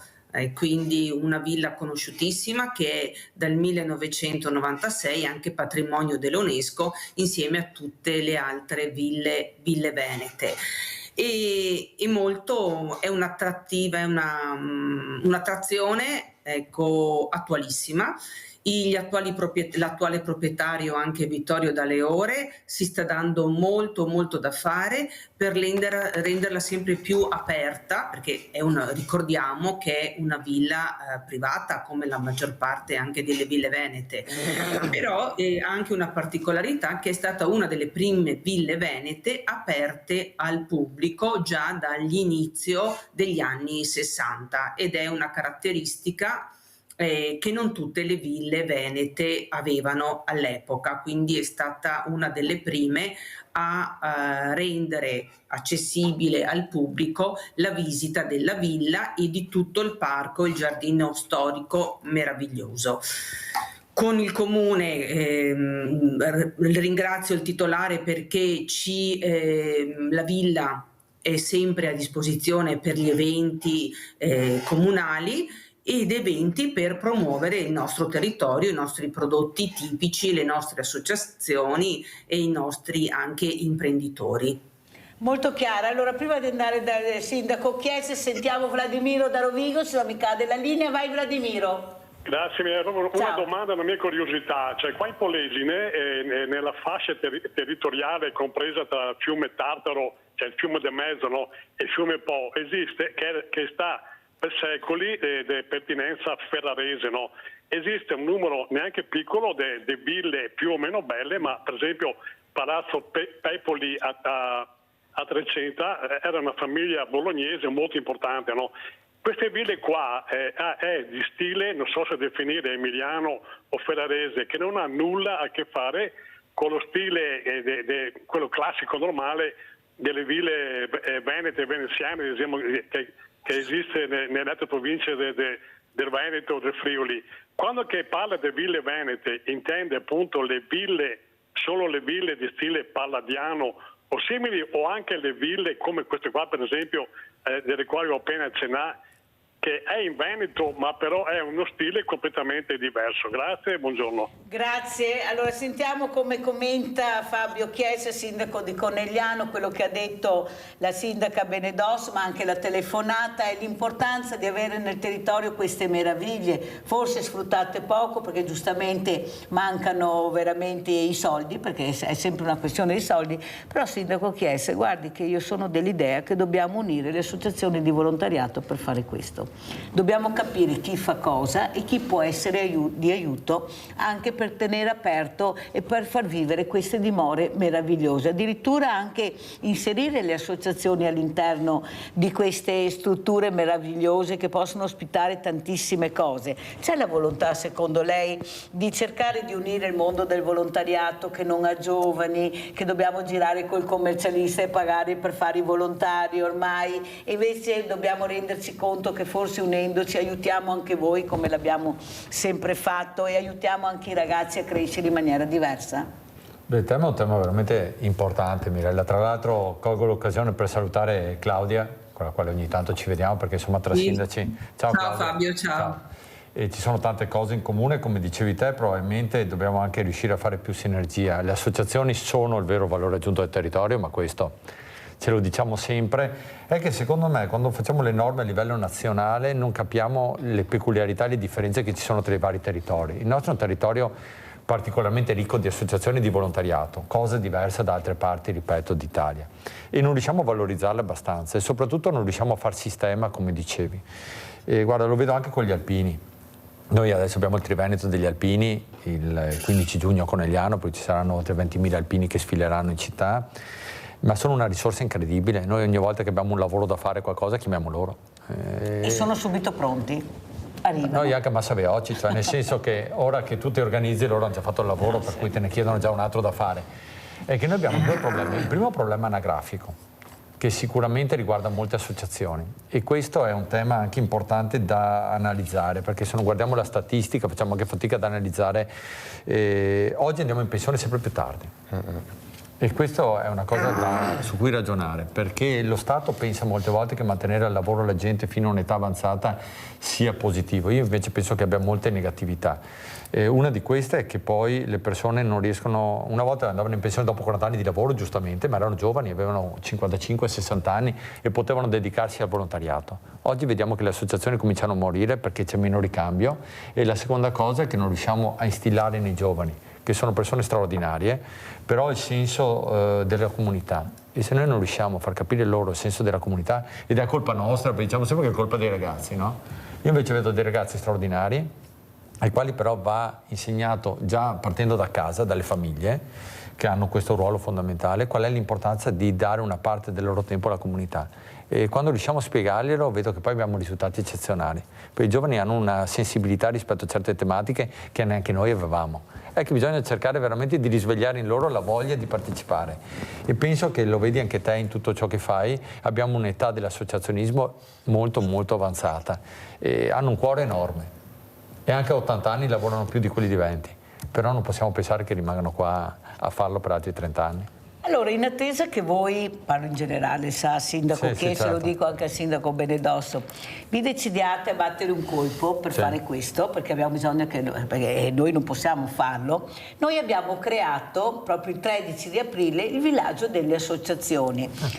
E sa perché l'abbiamo fatto, lo dico sempre anche al Sindaco Benedosso, ma importare anche al medico che abbiamo qui, a Giuseppe Vignola, e a lei, Sindaco Chiesa, perché io invito tutte le associazioni, e quello che notavo era che non si conoscono, non ci conosciamo tra di noi, ognuno fa la propria parte e poi si chiude. Quelle grandi non riescono a capire che l'importanza è anche la squadra, tu devi fare squadra anche con le piccole, e soprattutto abbiamo dei carrozzoni che non ci mettono assieme, ma guardano sempre alla politica e ai soldi.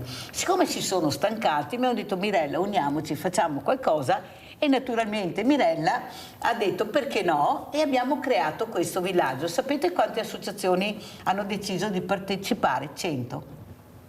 Cioè è un numero incredibile, pazzesco. Penso che sia la prima volta che si vedono 100 associazioni che rappresentano il territorio veneto, non solo Treviso, perché vengono da Padova, da Verona, vengono un po' dappertutto, perché dobbiamo essere uniti per farci ascoltare dalla politica. Questo è il messaggio che vogliamo dare. E abbiamo abbinato anche, vediamo se vediamo anche là le due locandine per cortesia, il teatro dell'oppresso. Cos'è il teatro dell'oppresso?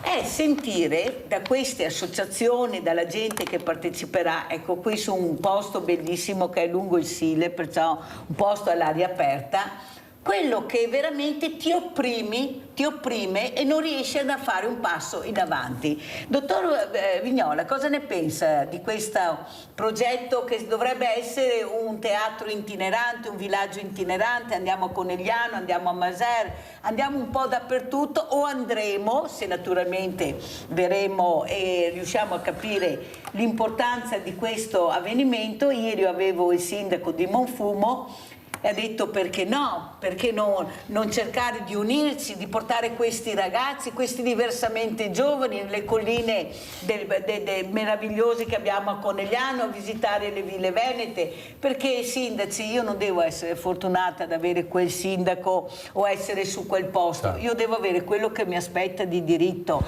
Allora per il diversamente giovane atterrare dolcemente, glielo diamo almeno questo, glielo facciamo almeno questo. Per i bambini, per i giovani, apriamo un'altra volta le colonie, mettiamoli assieme, facciamo qualcosa. Non è possibile continuare a dire manca qua, manca là. Allora, dottore, cosa ne pensa di questa idea che abbiamo avuto di unire forze? Qua i disabili sono tutte persone meravigliose, io li chiamo diversamente agili, perché sono fantastici, solo che dobbiamo anche noi iniziare a chiamarli per nome, non dire passa il Down, passa il mongoloide, perché così li chiamavamo, dottore, non è? Che sono passati anni luce da quello che dico adesso. Prego. Io penso che sia importantissimo che le associazioni facciano rete, anche per un discorso di sinergia, di interessi condivisi e di competenze che magari non sono presenti in un'associazione ma sono presenti in un'altra. Bravissimo. E quindi facendo queste collaborazioni si può sviluppare un progetto in modo, diciamo, non solo additivo ma anche, diciamo, più organico. Ecco. E per il resto anch'io ho fatto parte di qualche associazione. Una causa che mi sta particolarmente a cuore è quella dell'incidentalità stradale, perché se noi andiamo a vedere in età pediatrica e giovanile l'incidentalità stradale in Italia è la prima causa di morte. Quindi bisogna fare prevenzione, come prima abbiamo parlato di fare prevenzione sul gioco d'azzardo, fare prevenzione sullo stile di vita, bisogna fare prevenzione anche sul comportamento da adottare sulle strade, perché quando guidiamo abbiamo una grande responsabilità, non solo sulla nostra vita ma anche sulla vita di altre persone. Chi ha fatto la richiesta di questa area? Proprio l'associazione italiana Familiari Vittime della Strada. È stata lei che ha fatto la richiesta, si raccoglieranno le firme per l'albergo obbligatorio da portare in Europa, però a tutti assieme, cioè le associazioni si uniscono per un bene comune. Io faccio parte di questa associazione. Mi fa anche piacere. E salutiamo anche la presidente Giuseppina Cassaniti, questa donna non più diversamente giovane ma di un tosto, è andata in Parlamento e non ce n'è stato per nessuno, addirittura i ragazzi l'hanno applaudita per quello che ha detto e ha cercato di far capire la cultura, ecco l'importante della cultura quando tu esci da casa e ti metti al volante o vai fuori. Sentiamo cosa ne pensa il sindaco Benedos. Prego sindaca. Sì, condivido tutto e Mirella ha toccato proprio l'argomento più importante che è il tema dell'associazionismo. Insieme riusciamo a fare molta strada. Siamo ripartiti dalla valorizzazione delle ville e volevo portare anche l'esempio di Maser, dove qui la Proloco è il braccio operativo del comune di Maser per quanto riguarda la promozione del territorio. E da qualche anno riusciamo veramente a fare eventi bellissimi, particolari, l'olio in villa, concerti in villa, ovviamente la nostra storica mostra della ciliegia, ma sotto la regia della Proloco, che è proprio un trade union tra l'amministrazione comunale, tutte le 40 associazioni che abbiamo qui a Maser e Villa di Maser territorio. Questo per quanto riguarda appunto promozione prodotti, cultura, natura, paesaggio.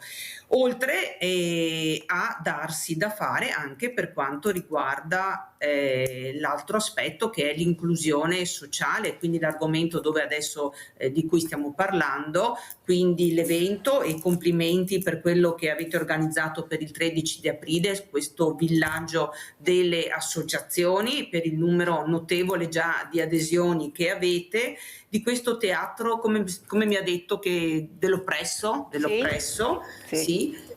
E da quello che ho capito è stata l'Associazione Nazionale Vittime della Strada che ha promosso questo? Sì. Ho capito bene? Sì, esatto, ho capito ecco. benissimo. Associazione della quale io non faccio parte ma che vorrei iscrivermi perché oltre a conoscere le responsabili e aver cercato anche di organizzare dei corsi di guida sicura qui sui giovani che però non hanno avuto quel riscontro che mi aspettavo, però non abbandono l'idea perché ad ottobre avevo organizzato un bellissimo serata alla quale però ho avuto una scarsa partecipazione di giovani. Ecco, allora io quindi mi farò dare l'audizione della Presidente Cassaniti, ve la farò avere, di quello che ha detto proprio al Parlamento. È stata accolta in maniera incredibile, ha ricevuto i complimenti di onorevoli senatori perché veramente lei ha parlato, perché lei ha vissuto il dramma di madre, di perdere la figlia, ha vissuto il dramma di diventare presidente e di essere veramente in balia di qualcuno che voleva usurpare il posto, quello che capita anche in politica naturalmente. Invece Giuseppina anche all'interno è una tosta e dell'associazione, tiene duro, è una tosta numero uno, si è presentata nelle stampelle con le stampelle perché ha avuto anche un'operazione anche importante a Verona, però è andata lo stesso, ha detto io ci devo essere là, devo parlare, e in effetti ascoltatela, ecco, vi farò avere l'audizione perché ha detto delle cose incredibilmente vere, ma le ha sapute spiegare, le ha saputo dare anche quella dove la politica deve riflettere, perché non fate quello che vi dico. Ha raccolto, fino adesso siamo quasi a 70.000 firme, sabato saremo all'Odissea che raccoglieremo anche le firme, per questo è il bag obbligatorio da portare in Europa. C'è la volontà, è una tosta, sono in Sicilia ma mi muovo anche al nord, mi muovo dappertutto perché è un problema che riguarda tutti noi. Il sindaco chiese. Beh, guardi, noi abbiamo vissuto un dramma qualche anno fa di Jessica e sua cugina che morirono. Abbiamo avuto l'altro giorno proprio Barbara, che salutiamo. Salutiamo, abbiamo installato vicino a 2 scuole, una elementare e una media, che sono molto vicine. Oggi chiamano primarie e secondarie primo grado, scusatemi, io sono ancora sulle elementari e medie. La panchina bianca, e adesso stiamo mettendo una biblioteca aperta, a cielo aperto, proprio per ricordarle, ma soprattutto per sensibilizzare su un tema che può toccare tutti noi, perché la cosa che ci raccontavano queste madri, che poi portano delle testimonianze strazianti, veramente ci rendiamo conto potrebbe succedere a chiunque, per cui quando parliamo di prevenzione sulle strade è un tema che va assolutamente cavalcato in continuazione e portato all'interno delle scuole. Io tante volte, magari sarà un po' crudo, però farei fare anche delle visite ai ragazzi negli ospedali per capire cosa può succedere, perché se non toccano con mano la realtà non riescono a capire come potrebbero rovinare la vita propria e degli altri, perché quando succede qualcosa rovini la tua vita, ma rovini anche la vita dei tuoi familiari, di altre famiglie che non conoscevi e purtroppo vieni a conoscere nei momenti in cui magari fai un incidente o succede una disgrazia. Tra l'altro volevo farti i complimenti, come ha detto anche Claudia, per l'evento che stai organizzando. Noi ogni anno, proprio per far conoscere tutte le associazioni, facciamo la prima domenica di settembre la festa delle associazioni. Sono oltre 120 gazebi in cui ogni associazione di Conegliano può mostrare le proprie attività a tutta la gente, e non ti dico quante persone arrivano e quante persone conoscono realtà che prima non conoscevano. Per cui il fatto che tu faccia questa cosa qui, che poi è un livello ovviamente superiore al nostro, per noi è una cosa cittadina, ma tu lo fai a livello provinciale e regionale, può far conoscere alle persone anche realtà che non conoscevano, e ognuno può trovare la propria attitudine per aiutare, perché le associazioni sono talmente diverse tra di loro e coprono talmente uno spettro differente di interessi, di attività, che ognuno può trovare il modo di aiutare all'interno di un'associazione dove trova magari una sinergia o qualcosa che gli riapre l'animo. Io ho visto anche tante persone che non avevano più motivazioni, trovare un'associazione e capire che potevano aiutare. Nuove prospettive. E dare nuove prospettive. Infatti abbiamo avuto proprio la presidente di un'associazione importante che lavora e gestisce questa associazione a Grado, che ci ha invitato tutti a Grado, proprio per far capire che c'è un altro villaggio che possiamo tutti quanti partecipare, a vedere cos'è l'inclusività vera, come si fa a fare prevenzione, ad aiutare. Perciò capite che io invitando questo, invitando l'altro, riesco a capire e dare delle risposte immediate. Come? Col mondo del volontariato. Allora, e lo dico anche alla sindaca Benedossa, se io ho i pulmini, perché le associazioni delle quali io ho bisogno hanno i pulmini fermi perché magari quei giorni non hanno nessuno da portare a spasso, perché non organizzare delle gite e mettere assieme magari quei ragazzi difficili sopra le righe, assieme a queste persone fragili, fargli fare dei bei giri nel nostro territorio e magari a insegnargli un po' di cultura, visto che molti non sanno neppure cos'è il comune di Treviso, Cassugana, e di chiedi cos'è Cassugana, dico non so, cos'è Cassugana. Perché vedi, io sono stanca di sentire non ci sono soldi, no, non servono solo i soldi, serve anche l'unione, la forza. E dove la troviamo? Nelle associazioni, perché hanno tutto, hanno educatori preparatissimi, hanno pulmini, cioè le grosse devono anche capire che devono muoversi anche in aiuto di quelle piccole se c'è un'idea che vale. se c'è un qualcosa di importante. Io ho portato a Venezia con 2 motonavi 250 persone, tra diversamente giovani, ragazzi sopra le righe. Mi hanno detto: tu sei una pazza, guarda che rischi. Sono proprio giornate meravigliose. Erano di un bravo, ho dato loro i microfoni, facevano gli intervisti, quelli sopra le righe, sindaco Benedos, quelli che nessuno voleva perché chissà cosa ti creeranno. Siamo ritornati alle 19:30 di sera che ancora ballavano e cantavano. Allora io sono dell'idea che dobbiamo responsabilizzare questi ragazzini sopra le righe, facendoli diventare protagonisti, invece di tirare fuori la rabbia nella maniera sbagliata, di fargliela tirare fuori nella maniera giusta, con la cultura, con l'arte. Così dobbiamo cercare di fare con lo sport, se no non ne veniamo fuori. Ma abbiamo bisogno di voi, perché da soli anche noi non andiamo da nessuna parte. Sindaco Benedos. Mirella, condivido tutto quello che ha detto, e anche perché abbiamo vissuto dei casi qui. Noi siamo un comune piccolo, Masera, 5.100 abitanti, ci conosciamo tutti, quindi è anche facile attivare delle reti rispetto magari alla città di Treviso, e abbiamo avuto dei ragazzi un po' sopra le righe, bulli eccetera, che giocavano nella squadra l'Antivolese Maser, e siccome non si comportavano bene li ho ricevuti anch'io personalmente, e da quando gli si è fatto capire che potevano dare una mano su altri ambiti sono completamente cambiati. Quindi io a volte sono un po' restia a far intervenire subito psicologi, sportelli di qua, sportelli di là, l'ULS, questo, assistenti sociali. Molte volte con il coinvolgimento dei ragazzi nella realtà del comune, fargli fare dei lavoretti o d'altro, ottieni dei risultati incredibili, che è un po' quello che si faceva una volta. Io sono degli anni 60. Bravissima. E quindi l'educazione era un po' diversa, meno teorica, molto Claudia Benedos, lo dico anche al sindaco Chiesi, ma io sono stanca che a luglio-agosto soprattutto non c'è più niente.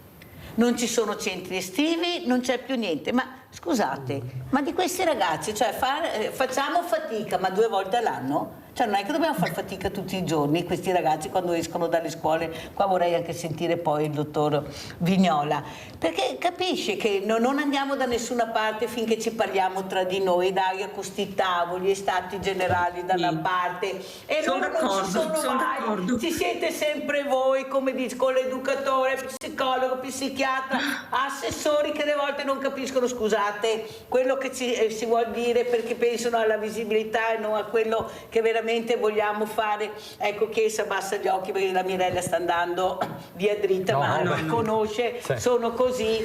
Cioè, dobbiamo capire che dobbiamo unire le forze, perché già abbiamo pochi ragazzi, ne abbiamo veramente pochi. Se non attenzioniamo anche questi qua, non ne andiamo fuori, perché io quando parlo con questi qua, e lo dico sindaco, lo dico anche al dottore che vorrei sentire, perché lo racconto sempre davanti alle telecamere, parlando con un ragazzo molto sopra le righe. A un certo punto gli ho detto: basta, vai a casa, ma guardati, vai a casa. Lui mi ha guardato proprio con la sfida e mi dice: quale casa, Mirella? La tua. Ho detto: cioè a casa tua. Ho 2 mamme, ho 2 papà, ho 6 fratelli, non ci conosciamo, sono sempre in lite.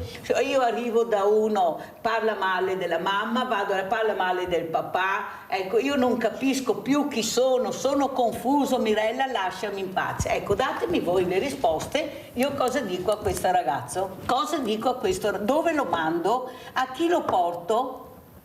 Perché lui ha bisogno in quel momento di avere una risposta alla mia domanda: vai a casa. E lui mi dice: quale casa? Mi dice di non drogarmi, vieni a vedere a casa mia pastiglie che ci sono, vuoi venire a vedere cosa prende mia mamma, mio papà? Psicofarmaci a nastro, vino, alcol, di tutto e di più. Cioè, capisce il sindaco? Dottore, allora cosa vorrebbe dire? Adesso ho 2 sindaci qui, perciò anche la politica che conta. Grande responsabilità. Grande responsabilità. Allora, io penso innanzitutto che specialmente in età giovanile e adolescenziale l'espressione, diciamo, di tendenze distruttive sia in buona parte è data dal fatto che il giovane ha tante energie, ha più energie diciamo rispetto al meno giovane, e sono energie che vogliono essere espresse in qualche modo. Se però manca l'occasione e il sottofondo diciamo culturale per esprimere queste energie in modo costruttivo, vengono espresse nel modo più immediato, nel modo distruttivo, spesso nel modo autodistruttivo. E ci possiamo ricollegare al concetto che abbiamo parlato prima della prevenzione, cioè insegnare, parlare di cose che vadano a migliorare la vita delle persone. Questo vuol dire, ad esempio, cercare di instradare i ragazzi problematici con tante energie all'interno della vita di associazione per quanto riguarda il loro tempo libero, all'interno della vita sportiva. Molti ragazzi che sono problematici proprio per questa sovrabbondanza di energie, se queste energie vengono incanalate nella direzione giusta, possono diventare degli ottimi sportivi, degli ottimi professionisti, proprio per questa tendenza alla necessità di fare. Anche dei creativi a volte. Esatto, esattamente. Sono due cose che vanno di pari passo. Esatto. Croce e delizia, nel senso, perché è proprio una caratteristica, no, di certe persone. E io anche in ospedale vedo alcune persone che avrebbero avuto delle grandi potenzialità, che però non sono riusciti ad esprimere per una mancanza della situazione, insomma anche di chi li potesse seguire in questo processo di sviluppo che è necessario nel momento in cui si vuole sviluppare una professione così, e quindi questa sovrabbondanza di energie si è sviluppata in modo casuale. Sindaco Chiesa. Ma io penso che abbia ragione, anche perché noi dobbiamo riuscire a incanalare queste energie. Cioè la vera sfida che abbiamo oggi è questa, noi manchiamo anche di persone autorevoli, Mirella. Cioè noi facciamo tavoli, noi parliamo, però non riusciamo a dare l'esempio. Invece io ricordo una volta c'erano persone autorevoli che seguivi solo l'esempio di quello che facevano e volevi che ti stimassero, perché dicevi, caspita, se questo fa tutte queste cose qua non vedo l'ora di poterci lavorare assieme. E poi mi fai i complimenti ancora meglio. Vero? È una cosa, poi i complimenti non te li facevano mai, ma ti facevano capire, sì, dai, però ti facevano capire che stai facendo la cosa giusta. E un sei stato bravo di quello valeva 100 volte tutte le parole che riusciamo a dire oggi. E un altro tema su cui dobbiamo lavorare tanto è l'integrazione, perché oggi se noi guardiamo le percentuali dei giovani nelle nostre scuole primarie, noi superiamo il 50% di persone che arrivano dalla prima o seconda generazione, e anche questi devono sentirsi protagonisti di una società, cioè loro devono capire che si rispettano le regole, possono essere dei protagonisti. Se invece noi cominciamo a emarginare la gente già di default, otteniamo l'effetto contrario, quello che dicevi te, che alla fine si sentono emarginati, non si sentono utili, e invece avrebbero anche questi tantissime energie. E hanno un nemico dietro l'angolo, che è la droga, assolutamente, che è l'alcol, che è il gioco d'azzardo, che è di tutto, cioè hanno un mondo dietro l'angolo che li prende immediatamente. Che rischiano di percepire come amico e che invece è il loro più grande nemico. Allora sentiamo anche il sindaco Benedos, cosa dice il sindaco? Dobbiamo metterci noi dietro l'angolo ad aspettarli?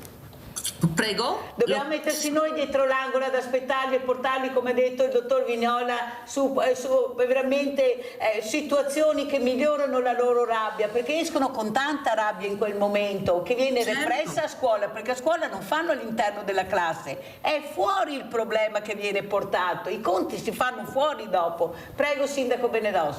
Sì, c'è anche la questione che è difficile impegnare i ragazzi su un'attività per il territorio, e anche io ho alcune mamme che già da qualche anno mi dicono cosa, perché ok, centri estivi che cerchiamo di organizzare tutta luglio e anche agosto compreso, centri estivi, ai quali però ci vanno i ragazzi fino a 13 anni, dai 14 su non ci vanno, quindi c'è anche tutto il problema dai 14 ai 18 anni, e quindi 14-15 non possono nemmeno andare a lavorare. Una volta si andava a 14 anni, durante le vacanze, prima di iniziare le superiori, andavi anche a lavorare, adesso non è più possibile. Ragazzi che sono perfettamente in grado di lavorare sia fisicamente, dal punto di vista cognitivo, potrebbero fare tanto. A casa non c'è niente da fare, mentre nei miei tempi eravamo tutti figli di contadini, operai con il proprio appezzamento, un po' di terra, chi viveva in campagna, quindi lavoravi in azienda, lavoravi a casa, lavoravi nell'orto, facevi vari lavoretti, oppure andavi a lavorare, chi viveva in città a 14 anni nel periodo estivo andavi a fare lavoretti. Adesso non li puoi più fare. Questo mi sembra, io sarei per cambiare la normativa. A 14 anni uno può benissimo andare a lavorare nel periodo estivo, quindi riesci a fargli il contratto. Adesso non puoi, devi pagare una cooperativa, fare le attività, ci sto a fare fatica, quindi cose poi anche limitate. Invece con un contrattino di lavoro 2 mesi all'anno puoi lavorare, oppure anche nei fine settimana, ma fino a 16 anni non puoi fare un contratto di lavoro. Quindi questi ragazzi si annoiano, proprio si annoiano. Allora, e quindi, Sindaco Benedossi, lo dico anche a TS, droghe, devo correre vino, perché il tempo è tiranno, compagnie, Sindaco. così.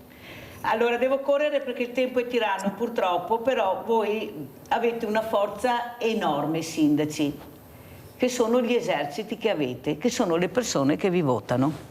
Allora, a mio avviso, ma non lo dico a voi, lo dico a tutti i sindaci perché li ho tutte le mattine, io vi trovo troppo morbidi, troppo tranquilli rispetto alle potenzialità che avete per farvi ascoltare, perché non è possibile che tutti sono d'accordo su quello che viene detto al mattino qui a Sveglia Veneti e poi ci si ferma, perché le leggi non mi permettono di cambiare le regole del gioco, oppure applicare nella maniera giusta quello che abbiamo da applicare. Non è possibile che noi dobbiamo chiedere al ragazzino di 14 anni se ha voglia di fare sport, se no non lo posso obbligare. Ma cos'è sta storia? Ma chi l'ha inventata sta storia? Ma chi ha inventato queste regole? Ma chi vede in Parlamento queste persone che si azzuffano e poi i ragazzi mi dicono: hai visto Mirella, dici a me di non fare questo, hai visto ieri sera cosa hanno fatto vedere per televisione?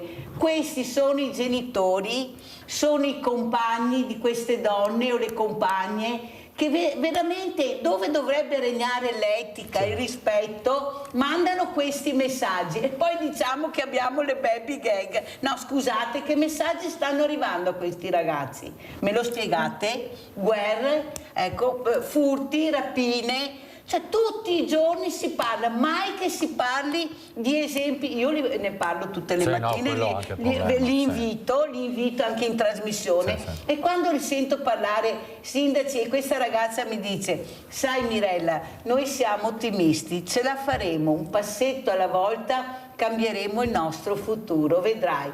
Allora sa cosa penso? Perché non diamo il voto ai 16enni? Lo dico, l'ho detto e sono 2 anni che lo dico, per vedere, perché quando mi dicono non sono preparati, chiedo se il 40enne o il 60enne o il 70enne è preparato. No, perché mi viene anche da chiedere questo. Vediamo cosa dicono questi ragazzi, mettiamoli alla prova, diamo pur loro il patentino a 16 anni e li mettiamo su una strada. Però silenzio assoluto, perché? Perché la politica ha paura di vedere e sentire cosa diranno questi ragazzi. Chi è? Beh, che si sia morbidi né io né Claudio penso che appartenga al nostro modo di fare. È che tutti i giorni ci confrontiamo, ne abbiamo 1 milione di cose da fare. Il vero problema è questo, cioè che alla fine a livello nazionale demandano tutto agli enti locali, per cui trovi i sindaci che quotidianamente lavorano. Non lo dico perché uno lo fa volentieri, ma stai là dalla mattina alla sera e hai una serie di problemi che non finiscono più. Però la cosa che ritengo su cui si deve fare un passo avanti, in maniera non dobbiamo nascondercelo, è la responsabilità delle famiglie. Perché io ricordo che una volta tornavi a casa, non è che ti dicevano gli altri fanno così, tu devi fare così. Cioè se noi non ricominciamo tutti quanti a farci un esame di coscienza, a dire cosa è giusto fare, poi gli esempi negativi ce n'è sempre e purtroppo fanno notizia.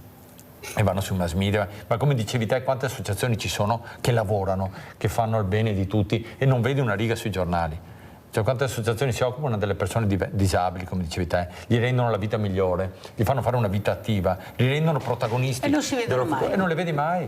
Cioè finché non riusciamo a dare visibilità a questi, che è la maggioranza del nostro territorio, certo. Invece diamo visibilità anche ai ragazzi. Dicevo prima, sono ragazzi straordinari, ma poi basta uno di loro che combina una cosa per trovare 3 pagine sui giornali e fare in tutta l'erba un fascio. È colpa del sindaco. Sì, è colpa del sindaco e i ragazzi sono tutti così. E non è questo. Per quello ho detto che voi avete una patata bollente, siete quelli meno pagati, quelli con più responsabilità Eppure non riuscite a venirne fuori perché? Perché a Roma non vi ascolto e non vi danno il supporto anche economico, perché bisogna investire in questo. Sì, ma finché c'è una legge nazionale, io l'ho detto un milione di volte, lo dico a tutte le trasmissioni, ormai sono stanchi, che non premia il merito, che non mette le preferenze, e continuiamo a mettere la gente che dal partito nazionale viene definita come la migliore per stare a Roma, che è quella che poi segue il leader, perché la verità è questa, cioè tu alla fine non ti ritrovi mai amministratori locali e vanno giù. Limiti dei mandati solo per i sindaci. Sopra i 15.000 in Parlamento puoi stare là 40 anni.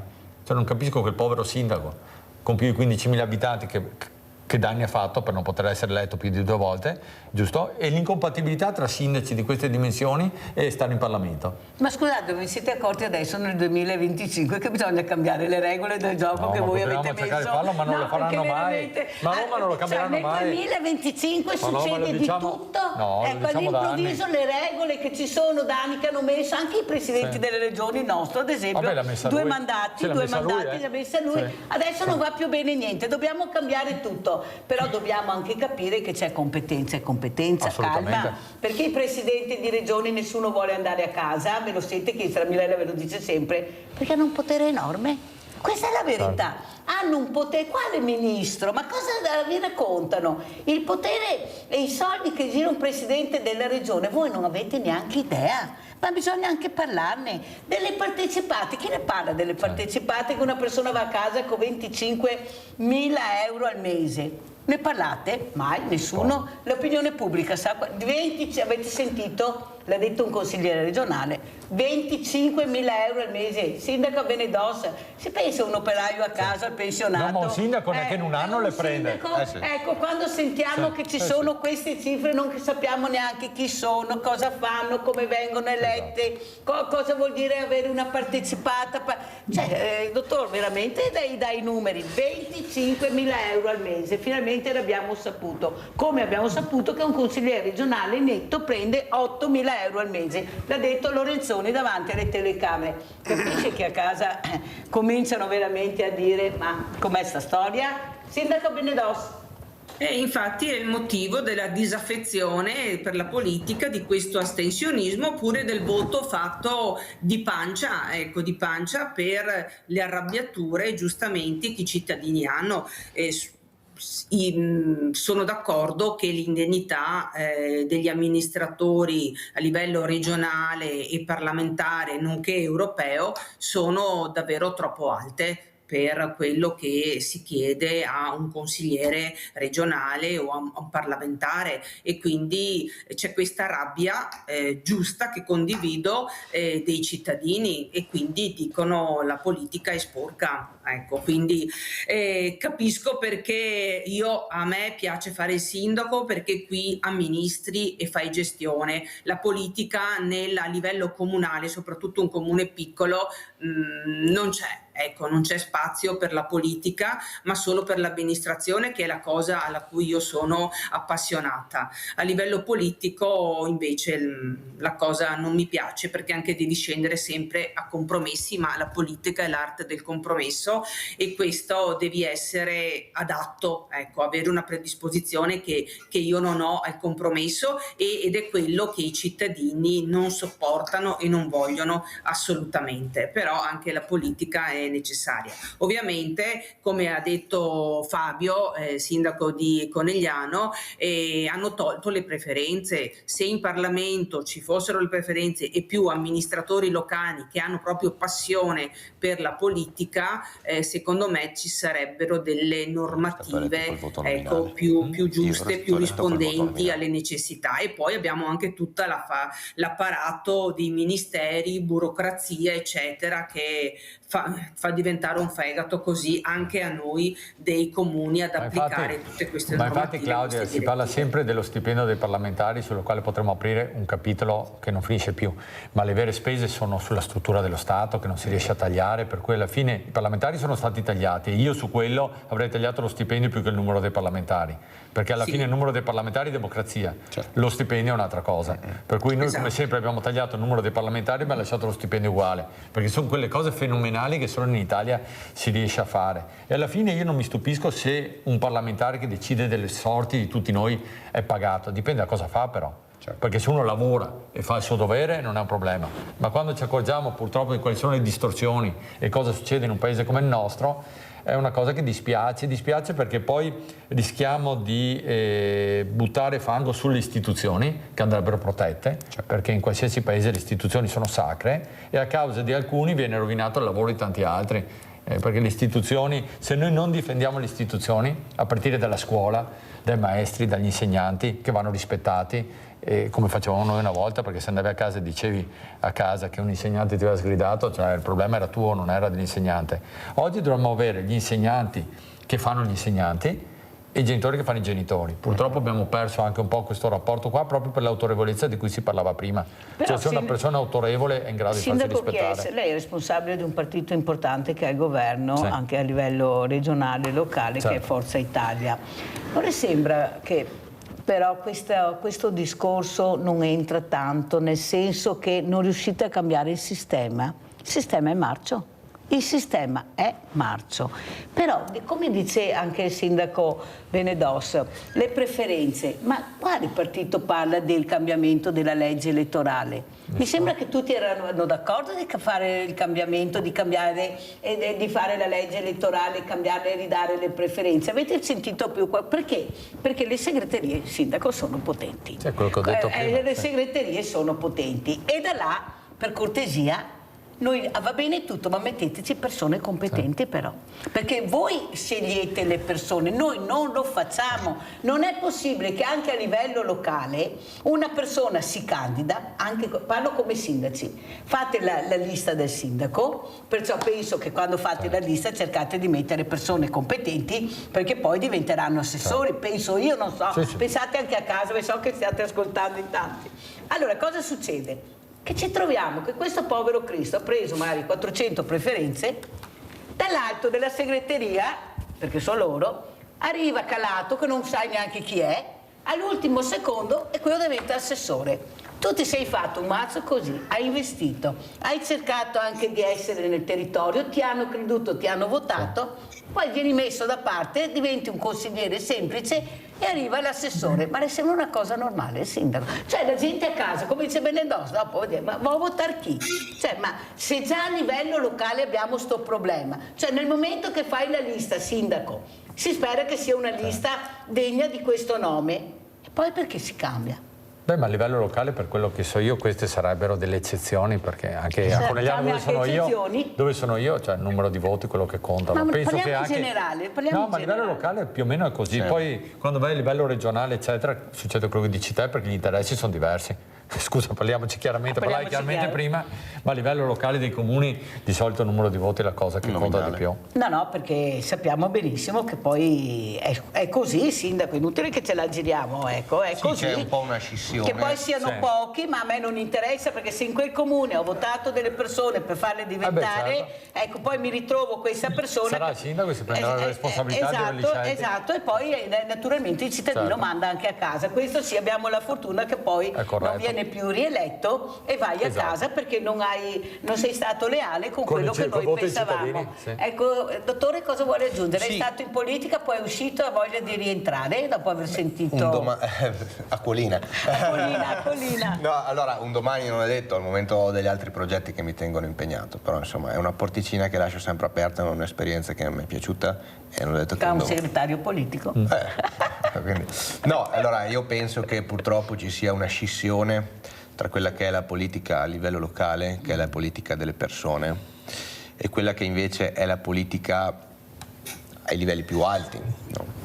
Che è la politica che gestisce più soldi, fa più decisioni importanti, ha più responsabilità, e che però è una politica più scollata dalla popolazione, cioè la popolazione ha più alto vai, più scollamento ha meno possibilità di influenzare direttamente più in alto. Questa è l'impressione che ho, ecco. Laddove invece nella politica che conosco, che è la politica che ho fatto io, il rapporto con il cittadino, specialmente il rapporto con l'elettore, è importante, perché l'elettore sa dove abiti e quindi nel momento in cui diciamo i progetti, non voglio dire le promesse elettorali, però nel momento in cui i progetti vengono disattesi in parte o in tutto, E nel senso, ti trovi il messaggio su WhatsApp della persona che ti ha votato o la chiamata che ti dice ma non avevamo detto che... E allora insomma, poi fortunatamente non è una cosa che mi è capitata, nel senso che ho sempre cercato di tenere fede a quello che ho detto che avrei fatto, però ecco,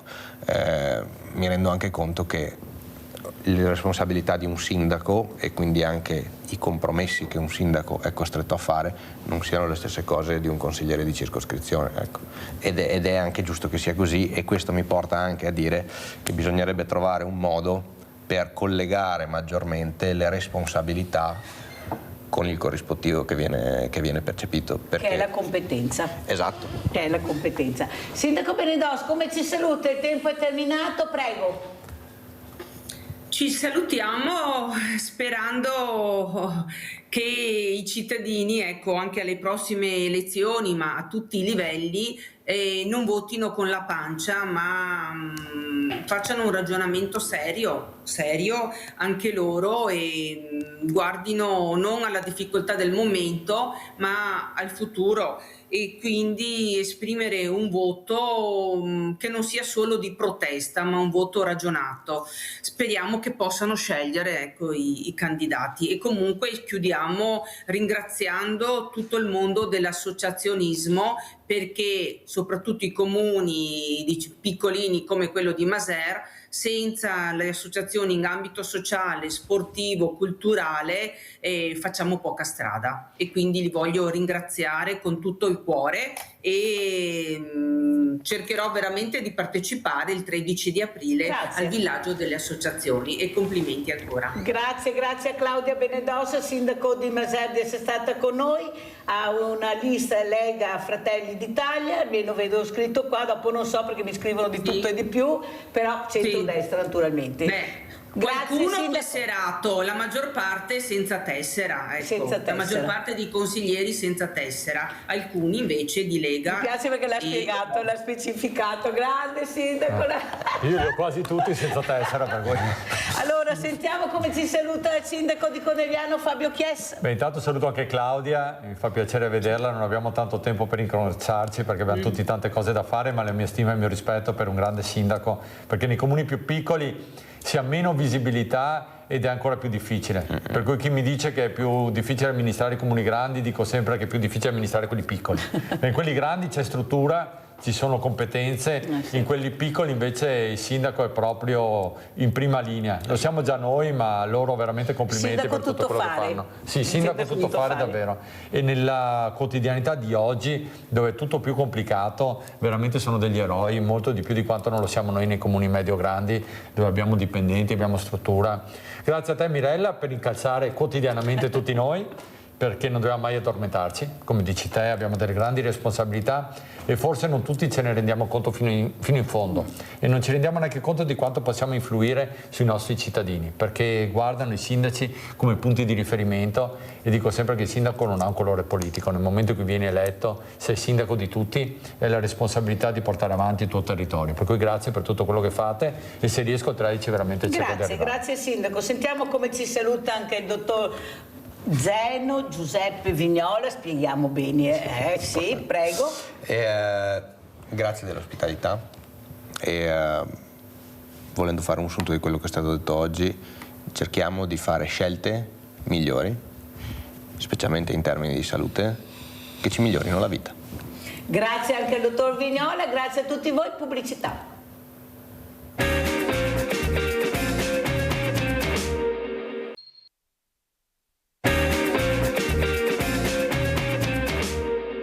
Ad uccidere il dottor Roberto Bianco, il cardiochirurgo del centro Gallucci, trovato morto nel suo studio all'interno dell'azienda ospedaliera di Padova, sarebbe stato un malore. Il pubblico ministero ha dato il nulla osta alla restituzione della salma ai familiari per le esequie che verranno fissate a breve. Non c'è stata dunque l'autopsia legale, ma in ospedale è stato comunque fatto un esame autoptico che ha accertato un cedimento del cuore. Il cuore che lui per tutta una vita ha curato nei suoi pazienti l'avrebbe beffato all'improvviso senza lasciargli scampo. Il ritrovamento del corpo del dottor Bianco, 61 anni, responsabile dell'unità operativa di terapia intensiva post-operatoria, è stato fatto lunedì sera da un collega del centro Gallucci che ha dato l'allarme, ma nonostante sul posto l'intervento dei medici sia stato immediato, per il cardiochirurgo non c'era più nulla da fare. Accanto al suo corpo 2 compresse per l'ipertensione di cui soffriva. La polizia, intervenuta sul posto, aveva escluso fin da subito la morte violenta per mano di terzi.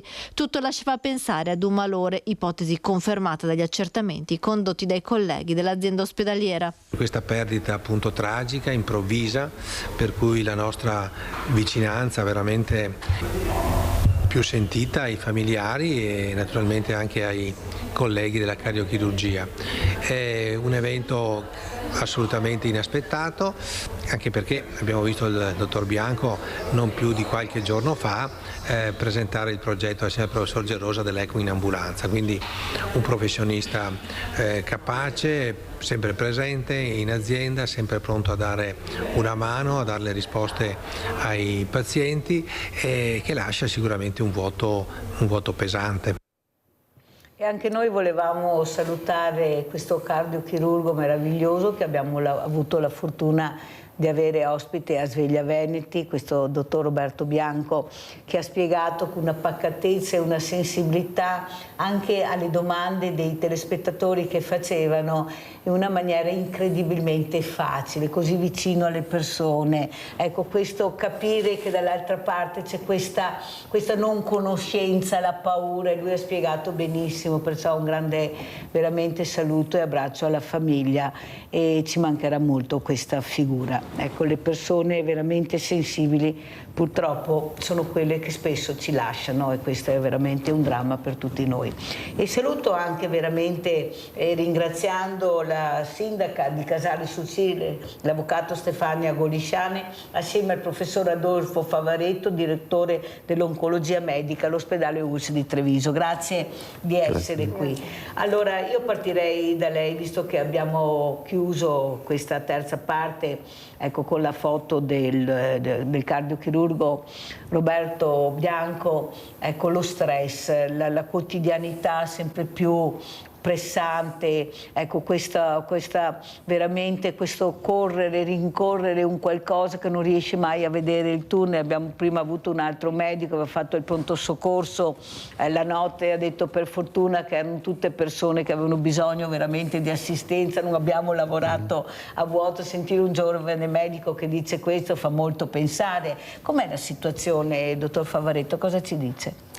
Ma la nostra realtà di oncologi è un po' diversa dal pronto soccorso. Chiaramente non abbiamo la resta del pronto soccorso, abbiamo, diciamo così, un numero sempre maggiore di pazienti. Questo da un lato ci lusinga perché vuol dire che le nostre cure funzionano, dall'altro si pone come un problema di gestione perché stanno veramente lievitando come numeri. Di conseguenza bisogna essere sempre più performanti, ma quelle sono le ore, quelle sono le persone, e di conseguenza, ecco, questo è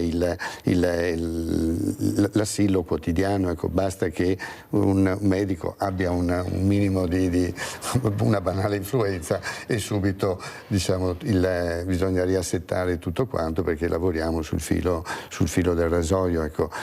Poi diciamo lo stress obiettivamente c'è, ecco, le richieste dei cittadini e dei pazienti sono chiaramente sempre maggiori. Diciamo, questo è corretto, non sto, ecco, protestando per questo, ecco. Sicuramente è giusto, ecco, che le persone pretendano di più, al tempo stesso, ecco, non è che tutto sia possibile fare e dare, ecco, anche in tempi che a volte, ecco, non sono, diciamo, non dipendono da noi, ecco, perché, diciamo, certo, è una macchina molto molto grande quella dell'azienda. Eppure, dottor Favaretto, le telefonate che ho ricevuto di persone che sfortunatamente hanno avuto bisogno delle vostre cure hanno fatto i complimenti per la sensibilità, l'umanità che non avrebbero immaginato di trovare, e veramente penso sia una cosa veramente gradita anche a questi professionisti sentire da casa, dire grazie perché ci state coccolando, abbiamo bisogno di questo, sì la cura, ma anche essere accolto, non essere giudicato, essere accompagnato in un percorso anche molto difficile è veramente fondamentale. Avvocato, lei è anche sindaco, ecco, una donna, soprattutto queste donne che si rimboccano le maniche e cercano veramente di farcela, di superare un momento terribile, perché è veramente terribile, questa perdita di capelli, questo corpo che cambia, eppure sono in prima linea, sono quelle che poi aprono associazioni per aiutare i medici, per aiutare altre donne, perciò dobbiamo anche essere fieri di questo, quello che non fa l'uomo, associazioni di uomini che si aiutano tra di loro, ne vedo pochine veramente. Prego, avvocato. No, beh, non voglio scatenare una guerra di genere, vabbè, però dirlo, vediamola così, noi siamo un po' più abituate a fare più cose insieme, a gestire, magari, vabbè, siamo diverse, dai, diciamola così, abbiamo da sempre, per un retaggio anche della società, anche la responsabilità della famiglia, quindi riusciamo a conciliare più cose. L'uomo un po' di meno, però per carità i tempi stanno cambiando. Sì, ma bisogna che iniziamo, perché noi abbiamo fatto il passo, lo devono fare anche loro. Ieri abbiamo sentito di altri femminicidi, non dobbiamo più essere noi a parlarne, devono essere loro a prendere in mano la situazione e a parlare agli altri uomini, a quelli che non capiscono, perché noi più di là non possiamo arrivare. Adesso sono loro che devono mettersi in prima linea e cercare di capire cosa sta succedendo, persone normalissime che nessuno penserebbe che all'improvviso veramente uccidono questa persona in una maniera incredibile e delle volte addirittura davanti ai loro figli, cioè si perde il lume della ragione. Però a questo punto io vorrei chiedere dove andremo a parare, perché non ce n'è per nessuno. Ecco, è anche l'importanza di investire, di fare prevenzione anche su questo, di iniziare da piccoli a capire il rispetto della persona. Noi dobbiamo iniziare anche a parlare di persone, non dividere sempre uomini e donne, parliamo alle persone. Prego. È una riflessione importante questa, e proprio in occasione della festa della donna facevamo questa riflessione che in realtà noi sbagliamo a festeggiare la festa della donna, noi dovremmo festeggiare la festa dell'uomo, che in realtà esiste, però non è molto conosciuta perché non è riconosciuta, diciamo, a livello... La festa del papà. No, la festa del papà è proprio dell'uomo, perché gli già uomini papà che si fa dove? Sì, è vero, si fa. C'è in alcuni paesi, non è riconosciuta a livello di, diciamo, generale, però perché questa festa cerca di promuovere, ha come scopo quello di promuovere dei modelli di uomo positivi, quindi non il modello dell'uomo possessivo, un uomo che cambia, esatto, che cambia. Quindi in realtà finché noi ci limitiamo a festeggiare la festa della donna piangeremo sempre, diciamo, tra virgolette, i femminicidi, perché per avere meno problematiche di quel genere bisogna promuovere dei modelli diversi. E quindi dovremmo cercare anche noi donne di festeggiare la festa dell'uomo, perché è l'obiettivo che ha quella festa. Adesso ho capito, a Cornuda, dove l'uomo va a tagliarsi le corna, vede che massaggio è passato? No, perché bisogna anche dirlo. Ecco, visto quella è la festa, perché siamo sempre noi le colpevoli. L'uomo poveretto va a Cornuda a tagliarsi le corna, mi è venuta in mente questa storia. Però quello che volevo anche chiedere, Sindaco Golisciani, qui dobbiamo veramente unire le forze, cercare di dare dei messaggi a questi bambini, a questi ragazzi. Non possiamo più aspettare, perché se io non sono fortunato ad avere quella famiglia o quell'insegnante o quel sindaco, io devo avere quello che mi aspetta di diritto ed avere un percorso veramente di qualità e di conoscenza che mi aspetta. E però anche voi fate fatica, perché ripeto, i soldi che avete a disposizione non è che riescano veramente a sopperire tutte le mancanze che ci sono nel territorio. Pensiamo alle RSA, 3.000 persone che aspettano di entrare, persone anche con patologie. Prego, Sindaco. Sì, questo è un problema. Noi insieme agli altri comuni fortunatamente facciamo rete e cerchiamo, le risposte spesso si trovano a livello sovracomunale, perché i singoli comuni, a meno che non sia un comune un po' più grande, ma hanno difficoltà a reperire fondi, quindi molte delle iniziative le facciamo a livello sovracomunale, quindi molti progetti sono condivisi, soprattutto quelli nei confronti delle nuove generazioni, però il problema che riscontriamo è la partecipazione delle persone, dei genitori, proprio per educare. È complicato perché ognuno è nella propria vita, nella presa della propria quotidianità, e quindi spesso magari questi momenti formativi che sono importanti vengono messi in secondo piano e invece sono importanti. C'è una difficoltà a coinvolgere le persone su determinate tematiche, alla fine poi determinate tematiche vengono alla luce quando c'è il caso che esplode sui giornali, e invece la prevenzione si fa fatica a coinvolgere spingere le persone a farla.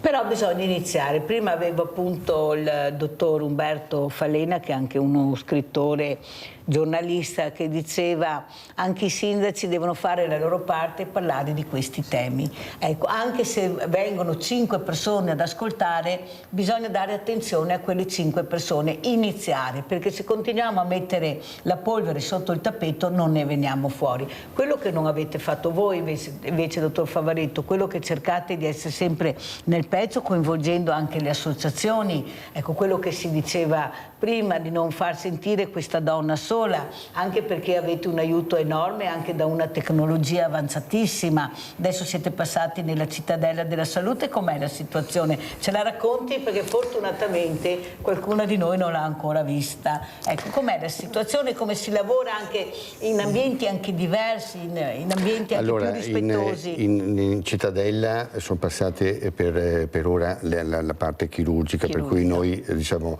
come oncologi medici siamo ancora nella parte diciamo più vecchia dell'ospedale, però ecco diciamo facciamo parte dei gruppi multidisciplinari dove il caso clinico viene valutato da tutte le parti in causa, il chirurgo, l'oncologo. Siete una squadra, è una squadra che La fermo un secondo, lavora. se non mi cade la linea, abbiamo Carlo in linea. Carlo, scusa, vai.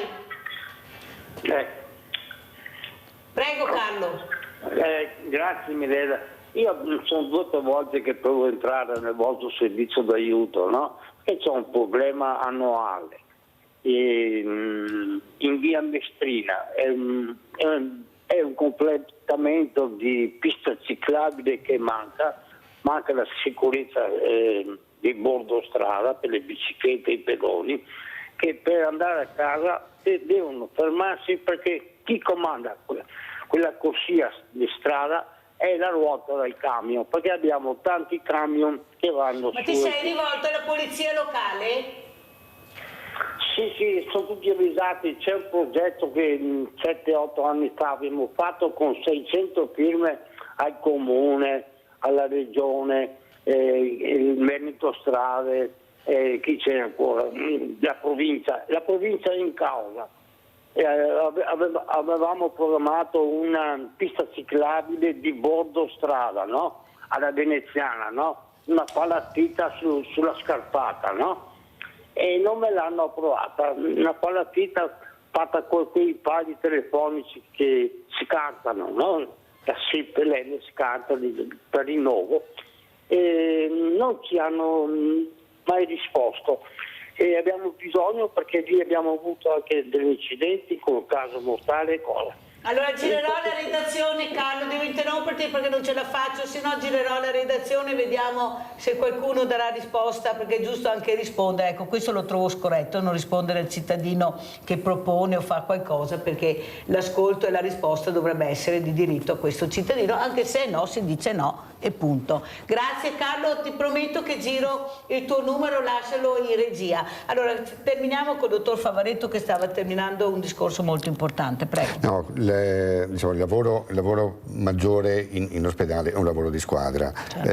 Nessuno può lavorare da solo, sarebbe un ritorno all'antico, che è una cosa che non esiste. Ecco.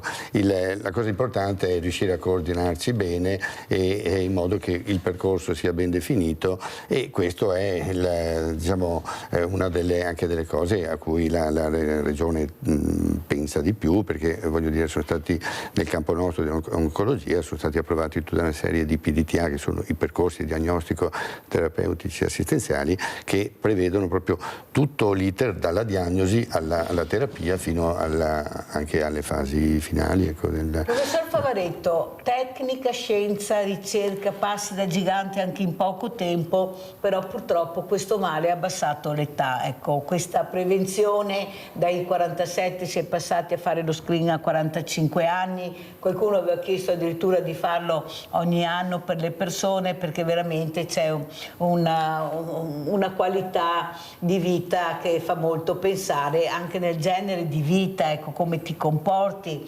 l'ereditarietà, tante cose. Cos'è che la preoccupa di più, professor Favaretto?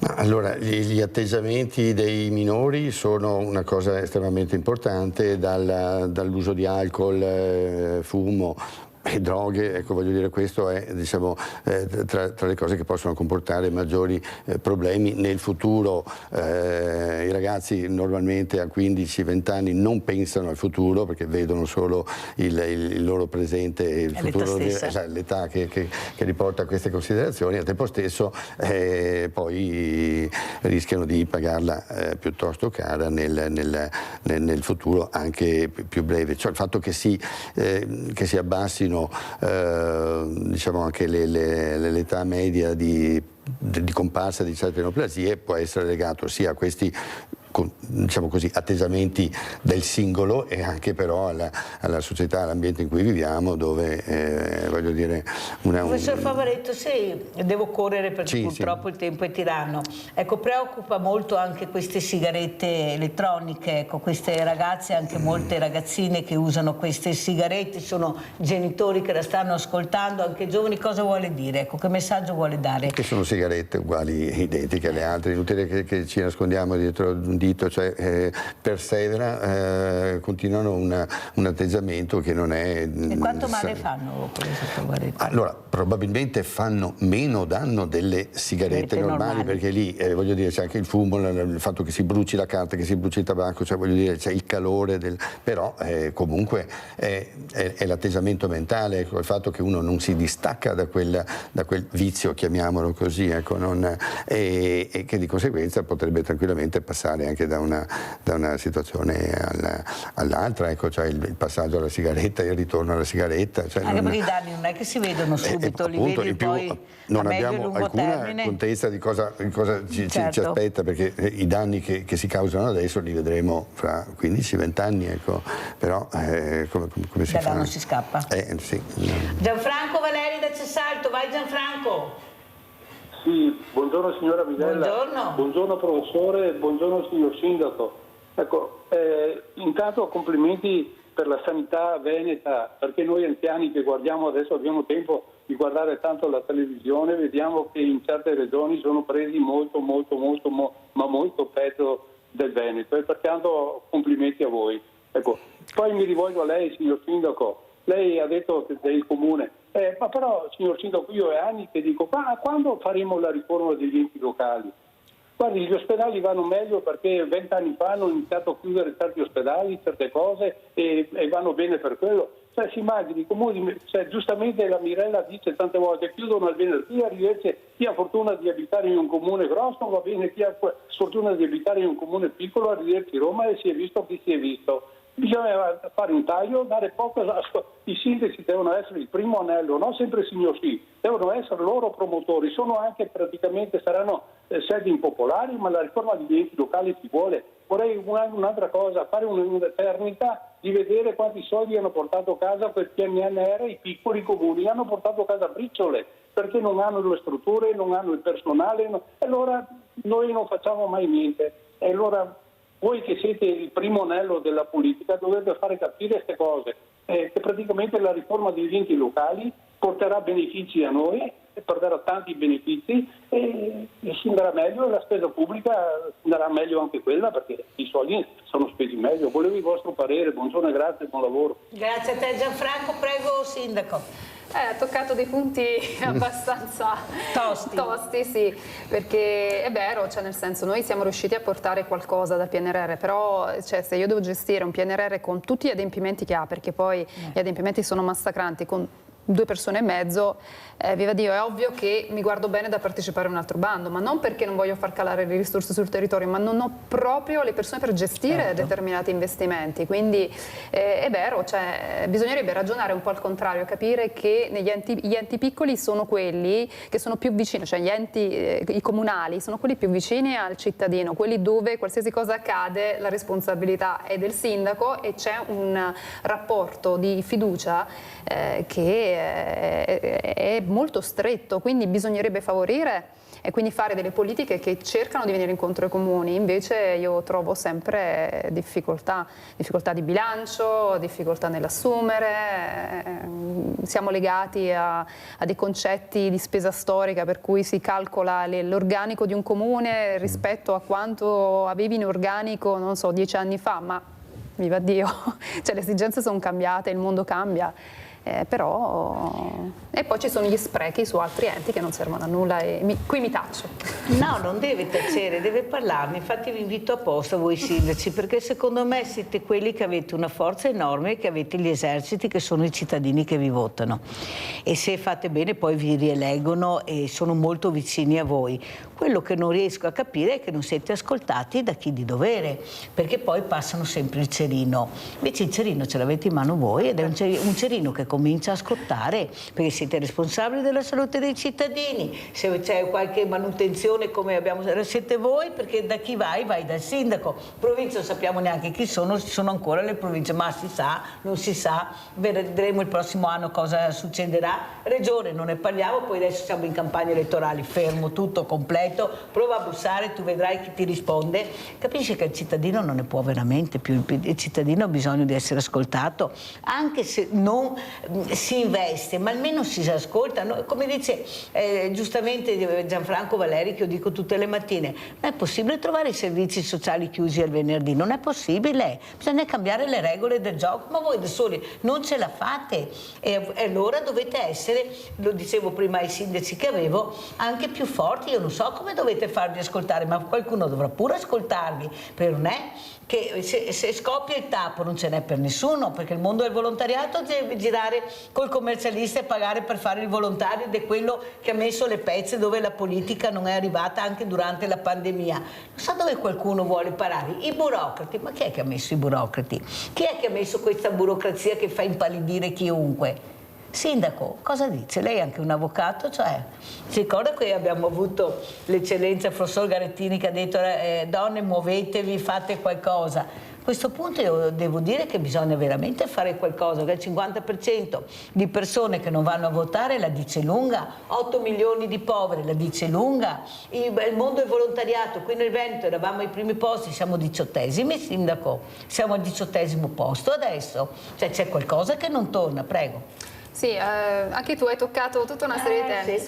Sul volontariato il problema, io vedo tante associazioni e io lo dico sempre ai miei cittadini, tante cose nel mio comune si fanno perché ci sono le associazioni. Il problema è che non c'è il ricambio generazionale, esatto. E questo è un problema anche di cultura delle nuove generazioni, che sono istruite da noi, della mia generazione, che evidentemente non siamo riusciti a trasmettere determinati valori. E sul resto io dico sempre, noi sindaci cerchiamo di fare quello che possiamo e fortunatamente, come si vede nei fatti, riusciamo con alcune iniziative sovracomunali ad andare avanti, però deve cambiare la mentalità, cioè nel senso, più è vicino l'organo di governo al territorio più dovrebbe essere favorito. Anche il discorso della provincia, secondo me la provincia andrebbe ripotenziata, perché è il primo organo a cui il comune si rivolge. È difficile avere rapporti con la regione senza nulla levare, ma perché ovviamente gestisce un territorio molto più vasto, quindi il primo riferimento di un comune è la provincia, e averla depotenziata totalmente non so se ha portato questo grandissimo beneficio di spesa, so che però ha messo in difficoltà ancora di più i comuni. Certo, e si vede anche. Giusy, vai Giusy! Ciao Mirella, buongiorno ai tuoi ospiti. Ciao. Allora, io fino ai 74 anni ho sempre fatto con lo screening gratuitamente, poi si fermavano ai 74, però io, avendomi fatta anche 2 fibroadenomi, vado ogni 2 anni al centro senologico di Treviso, oppure dove ti mandano, gratuitamente. Non è che tu devi pagare niente, ma perché tante dicono ma dopo lo screening devo pagare qua e là. Perché io faccio in anticipo la prenotazione, che so che ogni 2 anni vado a farmela, insomma, ecco, questo volevo dire. Vi ringrazio. Grazie a te Giusy. Allora, professor Favaretto, ecco una telefonata importante. Allora, lo screening di popolazione viene fatto secondo dei criteri che sono ben descritti e si seguono questi dettami, cioè, ogni anno per situazioni più a rischio, ogni 2 anni quando ci sono altre situazioni. Poi dopo una certa età potrebbe essere interrotto oppure no, dipende un po'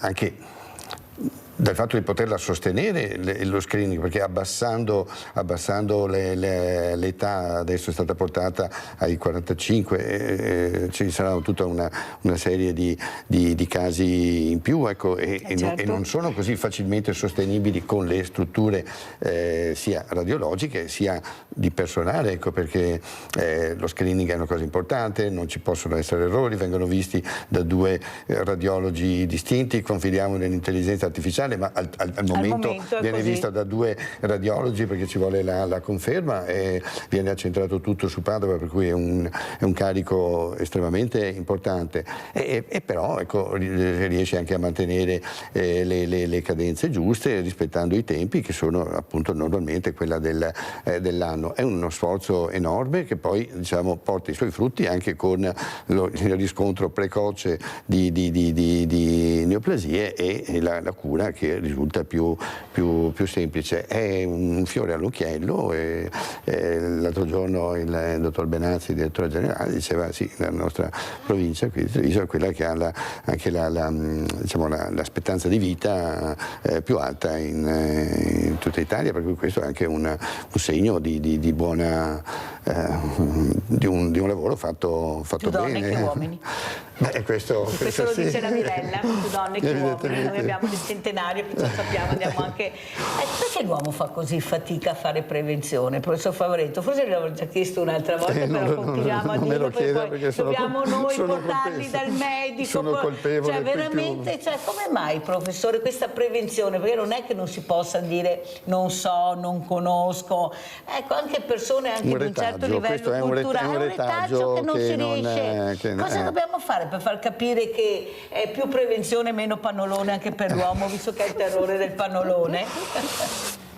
Allora, adesso in novembre comincia ad esserci la settimana, il mese delle patologie urologiche, neoplastiche, per cui diciamo questo anche a livello europeo, per cui diciamo qualche cosa si sta muovendo. Ma molto lentamente. E per quello dobbiamo parlarne. Dovremmo parlarne. Anche perché poi diventa un peso per la famiglia, insomma, è una roba grande perché coinvolge tutta la famiglia poi questo. Allora, c'è da dire che per una singola cosa, cioè il tumore prostatico, che è il tumore più frequente nel maschio adulto, anziano, normalmente basta anche un esame del sangue, che è il PSA, e che permette di avere un'idea. Non è che debba fare chissà cosa. Che debba fare chissà che, e questo bisogna dirlo, i medici di famiglia lo fanno. Poi se diciamo c'è l'alterazione, allora lì comincia tutto l'iter, che è un po' più, diciamo così, complesso. Ecco, un po' più complesso, e quello magari non tutti sono così pronti a intraprenderlo, ecco, questo può essere un punto debole. Hanno paura, il terrore di perdere la virilità. Ecco, io ho il coraggio di dire questo è il problema. Sindaco, cosa dice lei? Anche come avvocato, ha ragione la Mirella, cioè la virilità, che perdo tutto, non sono più io. Non è così proprio per niente, prego. No, ma sono esami medici, viva Dio, noi li facciamo dall'adolescenza, da sempre noi, voglio dire, non è che c'è un'etichetta se uno va dal ginecologo piuttosto che va all'urologo. Insomma, però sì, è un retaggio culturale questo, è un mero retaggio culturale, perché sono medici, quindi. Non è che anche voi sindaci dovete fare delle riunioni invitandoli, magari anche invitando il professor Favaretto a parlare, iniziare? No, perché veramente. No, allora questo di fare un attimo di conferenze con magari vari specialisti, questo potrebbe essere utile, con la disponibilità da parte medica. Come si parlava prima per la ludopatia, anche se ne ho 5, ma inizio con 5. Poi ci sarà un passaparole, non è possibile che al bar senti parlare solo di calcio e di sport. Cioè, noi parliamo di tutto, quando ci ci incontriamo, loro proprio guai a parlare, tutto chiuso, tutto sotto il tappeto, iniziare, forse anche riusciremo a fare qualche femminicidio in meno, magari riuscendoli a coinvolgere in altre situazioni e far capire cos'è il rispetto anche del proprio corpo, perché qua è anche un rispetto del proprio corpo, o sbaglio, professor Favaretto?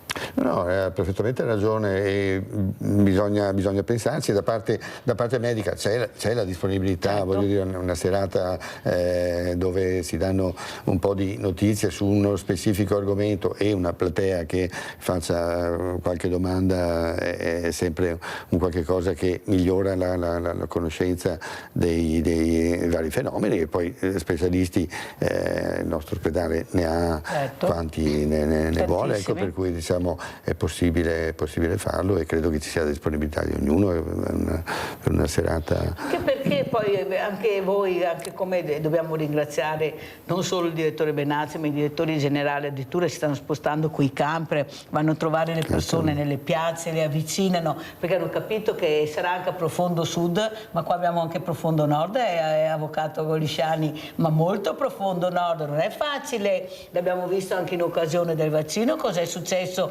anche nelle aree anche più lontane, ecco, che inimmaginabili, e però dobbiamo avvicinarli perché poi, ripeto, sono padri di famiglia, danno anche gli esempi e l'esempio è fondamentale. Prego, Sindaco. No, è che purtroppo siamo nel 2025 ma ci sono ancora dei tabù, sì. Ma tanti, e non è solo questo, ma anche le donne ne hanno tantissimi, anche per esempio proviamo a parlare, non so, di fertilità, tabù?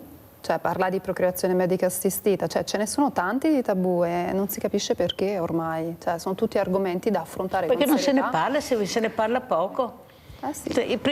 Quando io l'altro giorno ho avuto 2 ragazzine, 2 studentesse, e si parlava proprio di sessualità, di rapporti, e ti confidi col tuo papà di parlare, ad esempio, mamma, e sì, sono ragazze anche culturalmente preparate, però il rapporto è la mamma, non c'è niente da fare, continuiamo con questo, cioè parlare di sesso col tuo papà dovrebbe essere una roba normale se uno ci pensa, perché alla fine parli del tuo corpo umano, di questo rapporto che tu hai o vorresti avere con mamme, tutte mamme. Una che avesse chiesto, ho detto portatemi dei ragazzi, vediamo se magari il ragazzo parla. Ma cosa pensa, professore? Parlano i ragazzi di sesso, ecco, perché è un tema che riguarda anche loro questo, ecco, fare prevenzione prima non è male.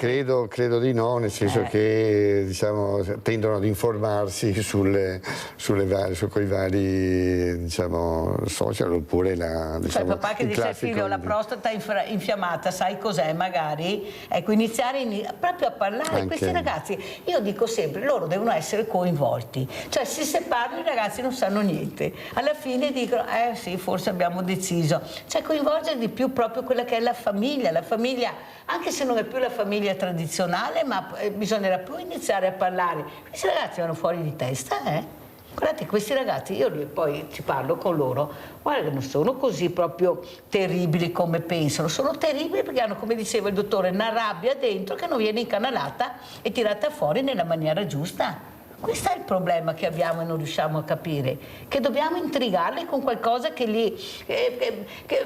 veramente loro hanno piacere di fare, può essere la musica, può essere lo sport, può essere qualsiasi cosa, aprire gli ospedali, lo dicevo anche al direttore Benazzi, fargli entrare su quella che è la realtà, per l'ospedale è un profumo diverso dalla strada. Obiettivamente si informano sempre di più e comunicano anche tra di loro via social, via telefonino, ma non diciamo il coinvolgimento diretto e vedere anche che cos'è, tra virgolette, la vita reale, non solo un riportato o un mediato da un telefonino, cioè dovrebbe essere pure una delle... Però si parla, però io non vedo questi tavoli, sono sempre i sindaci con gli addetti ai lavori, ma io i ragazzi non li vedo, il sindaco non li vedo mai, dico se la fanno e se la godono, lo dico sempre, ma il problema è che dobbiamo coinvolgere loro e farli ascoltare. Io quando li ho qua parlano loro raccontano, ecco, le debolezze, quello che vorrebbero avere, vorrebbero una scuola con meno didattica e più coinvolgente, magari anche nel pomeriggio.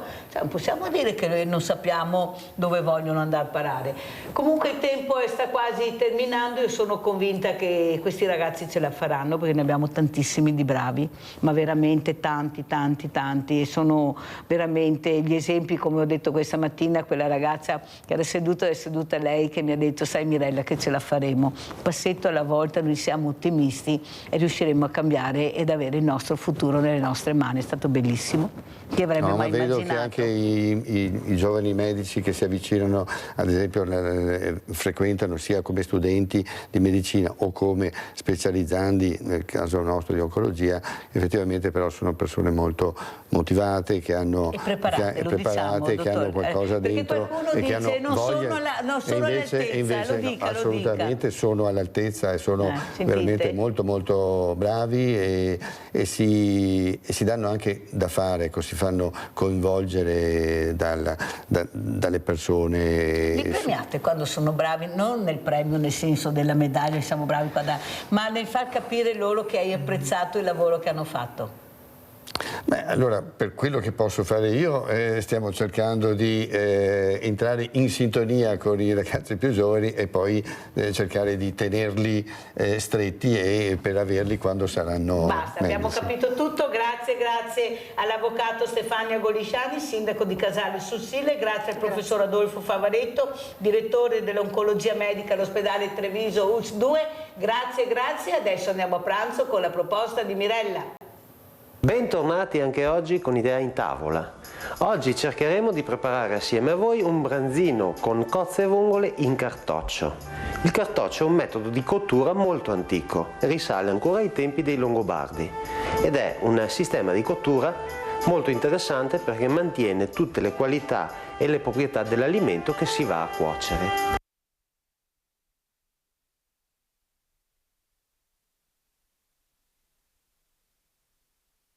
Per questa ricetta avremo bisogno di alcuni branzini, delle cozze delle vongole, un po' di origano, delle fettine di pomodoro, dell'olio del vino bianco e di un albume d'uovo. Iniziamo con il prendere il branzino che noi abbiamo precedentemente lavato ed eviscerato ed andiamo a salarlo leggermente all'interno e dall'esterno. Dopodiché useremo un foglio di comunissima carta oleata ed un contenitore che possa andare in forno. Appoggiamo il branzino che abbiamo già salato all'interno del nostro foglio di carta oleata e poi ci aggiungiamo delle cozze delle vongole, anche queste già lavate, già spurgate. Alle cozze abbiamo già tolto la barba, quindi sono pronte per la cottura. Alcune foglie di alloro, un po' di vongole, in questo caso noi usiamo delle vongole veraci,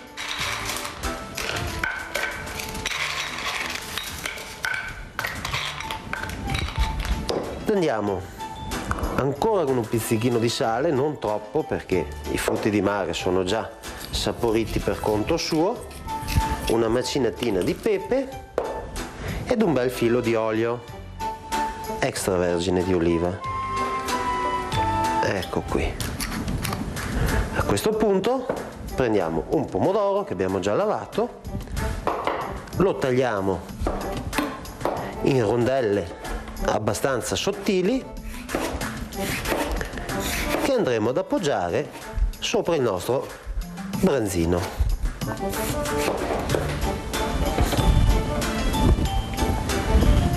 Ecco qui.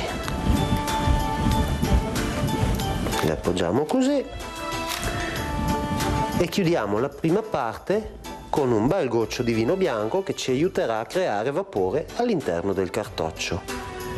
Ora vi faremo vedere come lo chiuderemo. Per chiudere il cartoccio avremo bisogno di un albume d'uovo e di un pennello. Quindi iniziamo con il rompere il nostro uovo